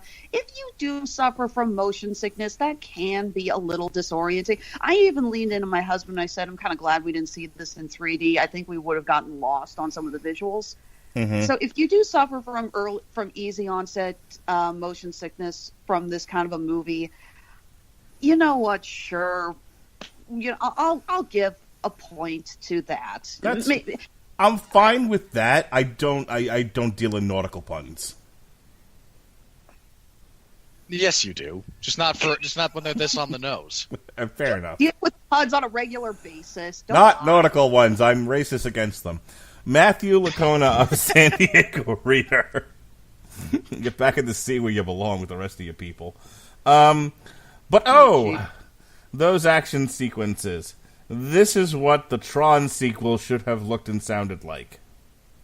No. Going with no. You know what the Tron sequel should have looked like? Nothing. Blankness. Because there shouldn't have been a Tron sequel. Yeah. Here. That. Mara Reinstein of U.S. That's one of those cases. I would have taken a remake over a sequel. Take two. Mara Reinstein of U.S. Weekly, top critic, this bitch. Take away Momoa's steady presence, and you're looking at an overstuffed mess that provides entertainment purely in an OMG, this is a disaster kind of way. No, this is not Flash Gordon. First of all, Shut up. Which is only enjoyable ironically. Flash Gordon is an American treasure, as is Judgment Night. Look, you heard what I said. I can't comment on Flash Gordon. I'm only 34. I'm only 33, but that doesn't mean I didn't suffer through it. Alexis, you've never really seen Flash Gordon? No, Don't. I have. Okay, so get a copy of Flash Gordon and go to your nearest aquarium. That experience together, Aquaman. There you go. Pretty much. Again, except that James Wan's ability as a director is so much better than the guy who directed Flash Gordon that, like, the light from James Wan's filmography will not reach that guy until approximately the heat death of the universe. Let me pitch. My husband just got home. I feel like I should ask him if he's even seen Flash Gordon. If you haven't, you two need to make a couch date and see this. Let me pitch it to you this way. There's a scene early on in the movie. Flash Gordon is a quarterback for the New York Jets. Let's start there, okay? And he's essentially been kidnapped by this crazy scientist and brought across the universe to the planet of Ming the Merciless. Okay, that's your setup. So he's in the throne room of Ming the Merciless, and he's there with a woman that he met the night before. So they're madly in love. Her name is Dale Arden, and Ming has decided because she has a vagina that he's going to marry her. That's just how he operates. Smooth, right? And Flash being a hero, knight in shining armor, comes to this damsel in distress and says, "You're not taking her away." And he proceeds to defend her by playing a one-man game of football, no lie, against Ming's army. Literally, this is an entire scene of this movie. And if that's not a reason to sit down and watch this whole thing, I don't know what is. It's awesome. And all the music is by Queen, by the way. This is the most sidetracked podcast I think we've ever done. Oh, then you need to be on more podcasts with us. We've gone down many a rabbit hole. I keep offering. Tom Glasson of Concrete Playground says, "Go watch Flash Gordon." No. Oh, I was. You can't team me up like that and then take it away, Mark. The fix is easy. Mo Momoa, fewer problems. Mo Momoa, Okay. fewer problems. No. First of all, shame on you for the phonetic pun. Shame. Second, Okay, so one of you doesn't like nautical puns, one of you doesn't like phonetical puns. Good to know. look, I don't like puns at all. They're the lowest form of humor, but I make them all the time because I have no self-respect. You were saying? Anyway, shame on you for the pun. Second of all, more of him would not actually solve your problems. In fact, it might give you new ones, like having to watch him act. He was cast in the correct role, that he was used correctly. I mean, I get like the previous one complaining that if you take away Momoa's presence, this thing sucks. Well, that's kind of his purpose, isn't it? The reason you have a star... Well, boy, if Silence of the Lambs doesn't have Jodie Foster, it probably isn't good. That's why you have casting directors. I was going to say, how about Iron Man? Take away Robert Downey Jr. Isn't it like, yeah? Yeah. This is a character-based movie. Again, it's a very simple storyline. It is a character-based movie that relies a lot on its actors to give us a really good performance and to enjoy the ride. So, to that person, I have been waiting all podcast to break this out. If es Masieri. You looked it up in Dothraki, didn't you? I told you guys. I warned you weeks in advance. I have a whole page of Dothraki insults here, and I was going to find some way to break that out. And now we go over to Robert's spiritual father, Roger Moore of Movie Nation. Love Momoa, but 2 hours and 23 minutes is plenty of time to contemplate why Warners cannot manage, quote-unquote, the Marvel touch. I'm glad they're not doing the Marvel touch, because, quite frankly, the Marvel Cinematic Universe is enough. I don't want more of that. I'm, in fact, in some respects, rather trepidatious about where it goes following Endgame. Well, then, if you like that, you're going to love this. James Baradinelli, top critic, Real Views. Had this movie arrived as recently as 2 years ago, it might have been heralded as a higher-end superhero movie. Things have changed, however, in both the DCEU and the MCU. What happened 2 years ago? No! Hold on. No! Not at all. I was gonna say, if you're gonna say a comparison like that, I think you need to say at least 8 years ago, not 2 years ago. Look, if this comes out pre-Iron Man, you might get by being better than Catwoman and various Fantastic Four movies. What was the name of that critic? As an idiot. James Baradinelli of Real Views, and Real is spelled R-E-E-L. Mr. Baradinelli is Havasad. That's Dothraki for Get Lost. All right, we're almost done here. Robbie, seriously, we're ignoring the fact that the Winter Soldier, like he's now comparing this high end. He's comparing this favorably to stuff like the Winter Soldier. But no, you're just not paying attention, man. You just wanted to loosely insult, backhandedly compliment or insult this thing by saying, "Well, years ago, it would have been looked at better, but there's all these other things I prefer." No, that's not how this works. All right, I've got like 2 here I have to read you, and then I think we're going to call it a night. Christian Toto of HollywoodandToto.com. You lift, dude, bro? You lift, dude, bro? Because this ship is sinking. And cuz was spelled C-U-Z. Okay. More nautical puns. Yes. Look. I've made fun of Aquabro, all right, and I will in the future, because I think Momoa gives off some of that vibe, and he's written that way a little bit.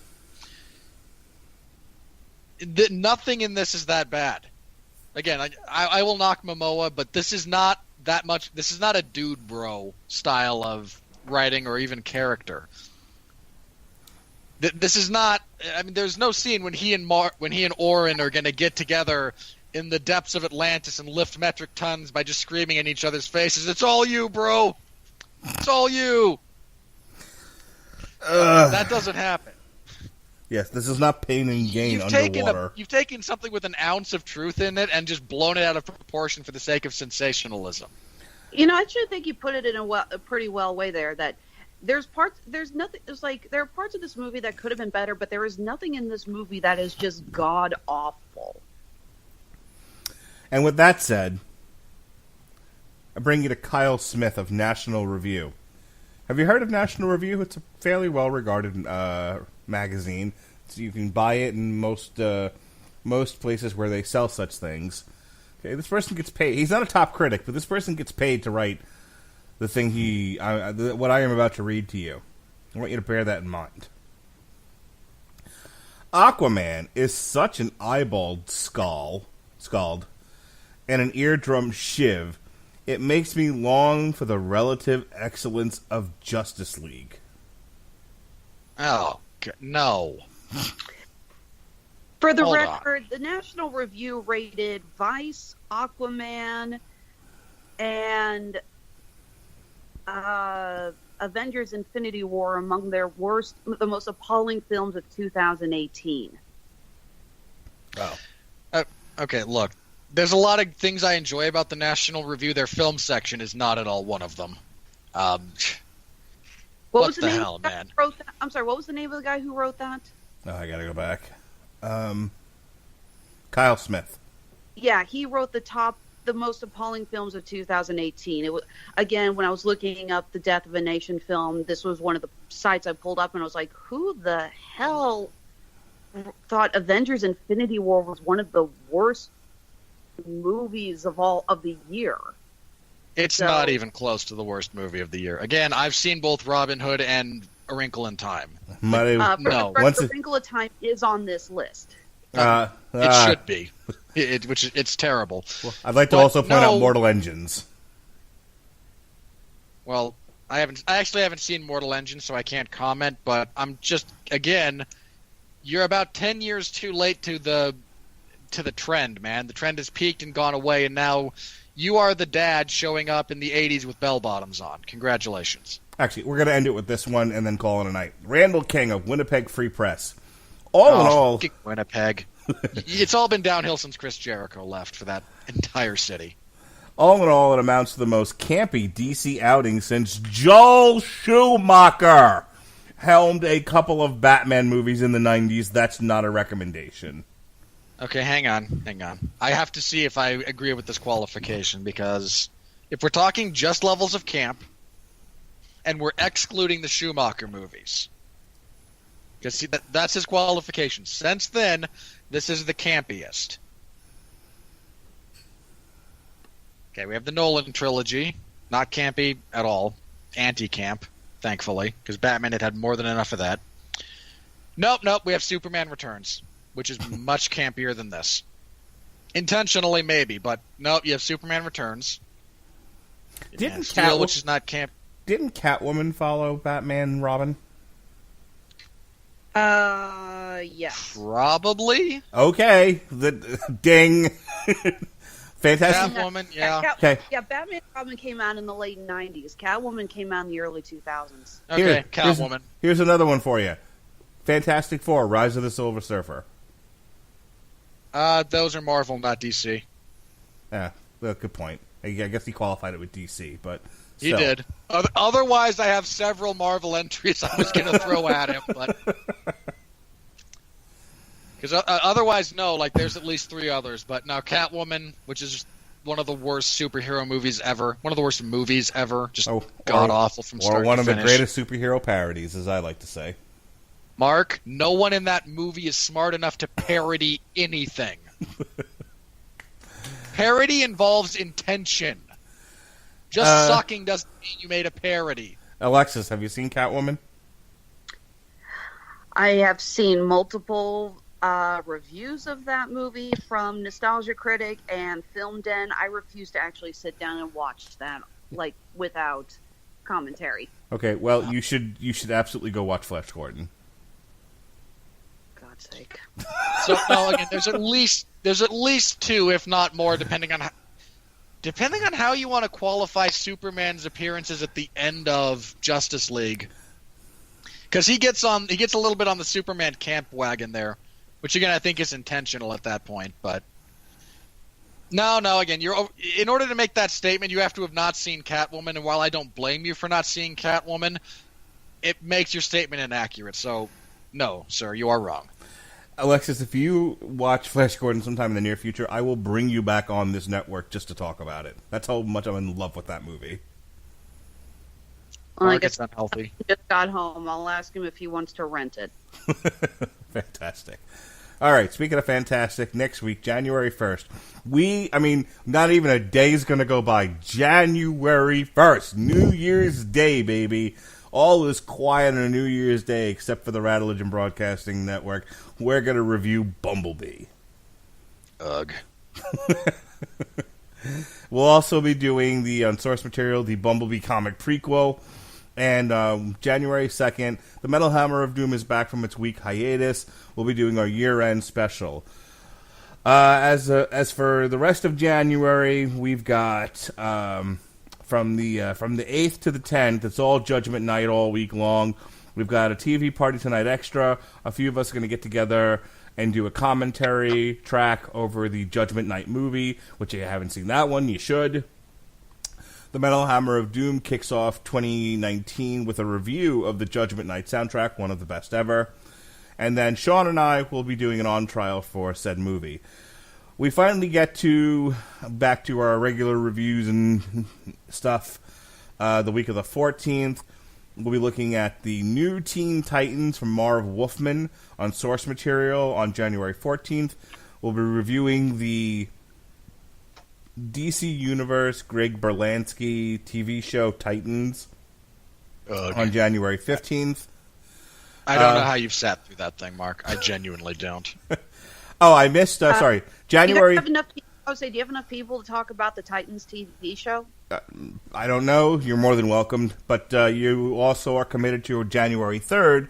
We'll be talking about She-Ra, which I forgot about.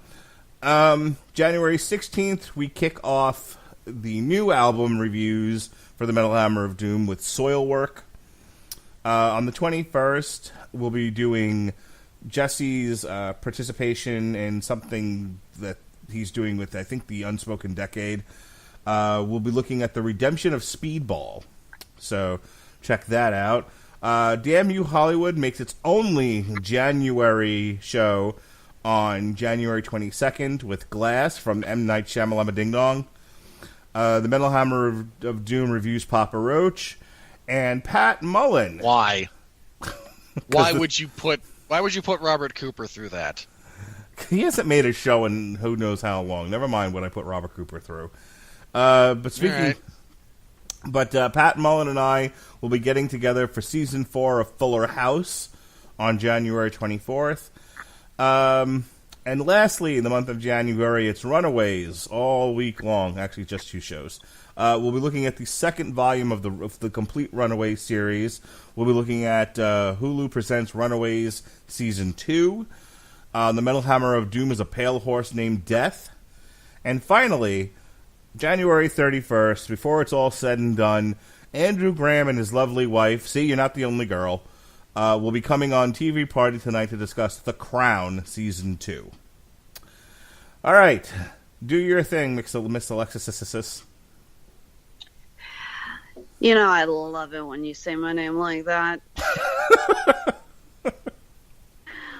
All right. At Honeysuckle Rose Creations, we're actually currently running our post-holiday end-of-the-year sale. Sale started today until New Year's Day. We are running 15% off on all of our items on both stores. That's Etsy and Handmade at Amazon.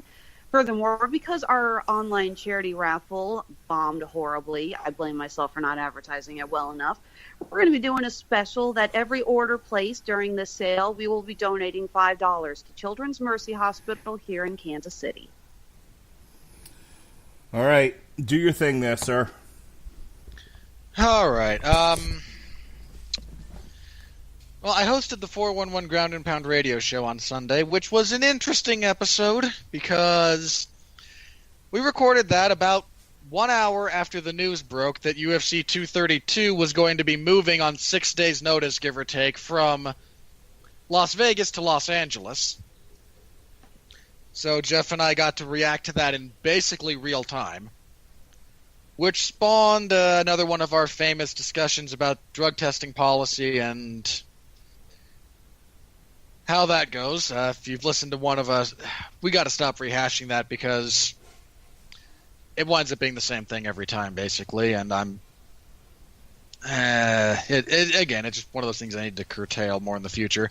But we also did preview the actual fights, which there are a few good ones on. Again, you have a really good main event, assuming it holds together. You have a solid co-main. You have Chad Mendez in a relevant fight since returning from his suspension. We can all laugh at BJ Penn fighting again. Can you go back a second? Yo. How does John Jones failing a drug test result in the card being moved to California and that being legal? Okay, let's start with this. John did not fail the drug test. Okay. What it is being classified as, and look, however much salt you want to take everything that I'm about to say with is entirely up to you. This is the series of events as I understand them. The results that came back from one of John Jones's drug tests were not deemed a drug test failure, but were rather deemed atypical. The evidence that they saw, whatever it happened to be, however they arrived at this conclusion, was that this was simply residual stuff from his initial failure 15 months ago. Apparently, this stuff can stay in your system for that long. I don't know how true that is. I am not up on the scientific literature on this substance, nor apparently is USADA. If we want to really get into that. Okay, but here's my question. Hang on, let me finish. Well, no, hang on, no. There's a specific thing here because if you take all of that and you say, okay, all of that is 100% true, fantastic. What does that have to? Why are they moving the fight to California? What does that have to do with the price of tea in China? If you would allow me to finish. No. Based on those results, the Nevada State Athletic Commission would not license John to fight. Uh-huh. They're going to have a hearing with him in January and sort things out, but they were not comfortable giving him a license to fight in light of the results of this test. California, where John was not too long ago, and apparently had him pass a drug test as part of they're willing to license him for this fight. California will license him versus Gustafsson. So rather than postpone Gustafsson versus Jones, rather than cancel the entire event, which they really couldn't do, they already canceled the first pay-per-view of 2019, canceling the last one of 2018 leading into that would be a terrible look for the UFC. So in order to preserve Jones versus Gustafsson as the main event of UFC 232, they could not hold it in the state of Nevada. Consequently, they decided to move everything to, I believe they're at the Forum in Inglewood, California, because the California State Athletic Commission will license John for this and is prepared to sanction the bout. Conceivably, couldn't Vegas look at this and say, nah, not now, not ever will we give you a license since you fished around for another one? They absolutely could. Look, the fallout from this is not yet known. We don't know what's going to happen. We don't know how all this is going to break down. I know a lot of the fans are pissed. Can you imagine being someone who had made plans to travel to Vegas for that event? You're screwed. Oh, yeah. You are completely financially screwed on this. There's a lot of people really, really pissed off at this situation. But as for how it can be legal, because California will sanction it. Right, but as I said, then he runs the risk of pissing off Vegas forevermore. That is a risk everyone involved seems to be willing to take. Okay. Cool. It's also look, here's the other thing about this. The states their states are under no obligation to uphold a suspension from another state. Moreover, John isn't actually suspended, he's simply not licensed in Nevada. If he goes before Nevada in January, whenever they have this hearing in theory, and they don't have a problem with it, then there's no problem.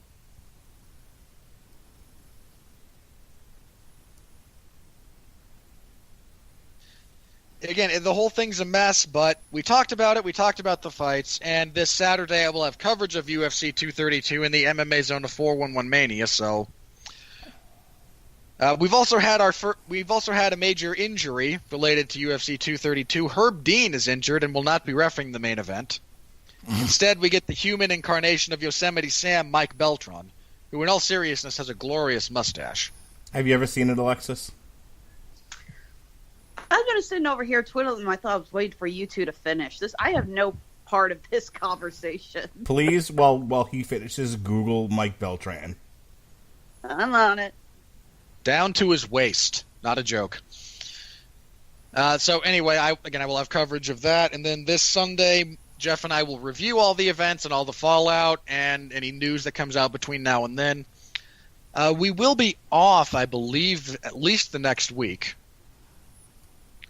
Because, we'll be off on the 30th we will review that, and then we will be off the 6th and back on the 13th because 233 got canceled. Nope, sorry, 233 is a week later. This was always going to be here. So we'll just be off the 6th. We'll be back the 13th to preview UFC Fight Night 143.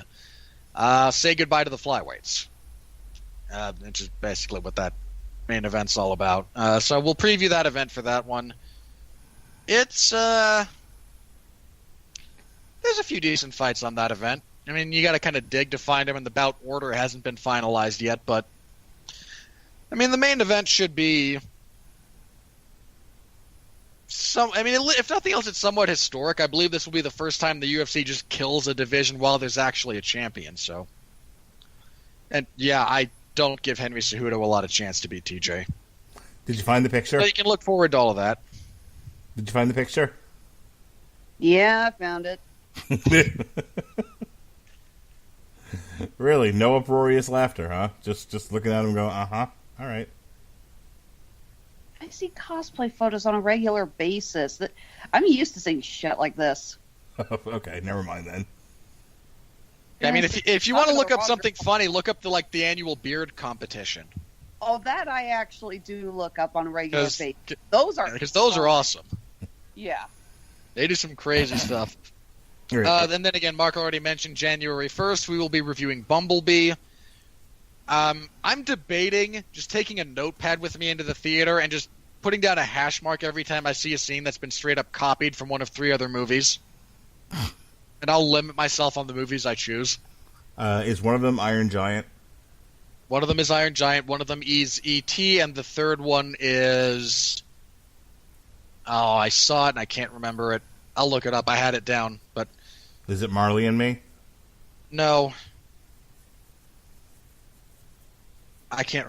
I'll find it. No, it was an action movie. It was because at least one of the major action set pieces is just basically lifted from something else, so... Is it Pete's You Dragon? see, I would actually do a drinking game on how many action sequences were lifted blatantly from the previous Transformers movies. Like, you could practically see that they had cut and pasted the pixels.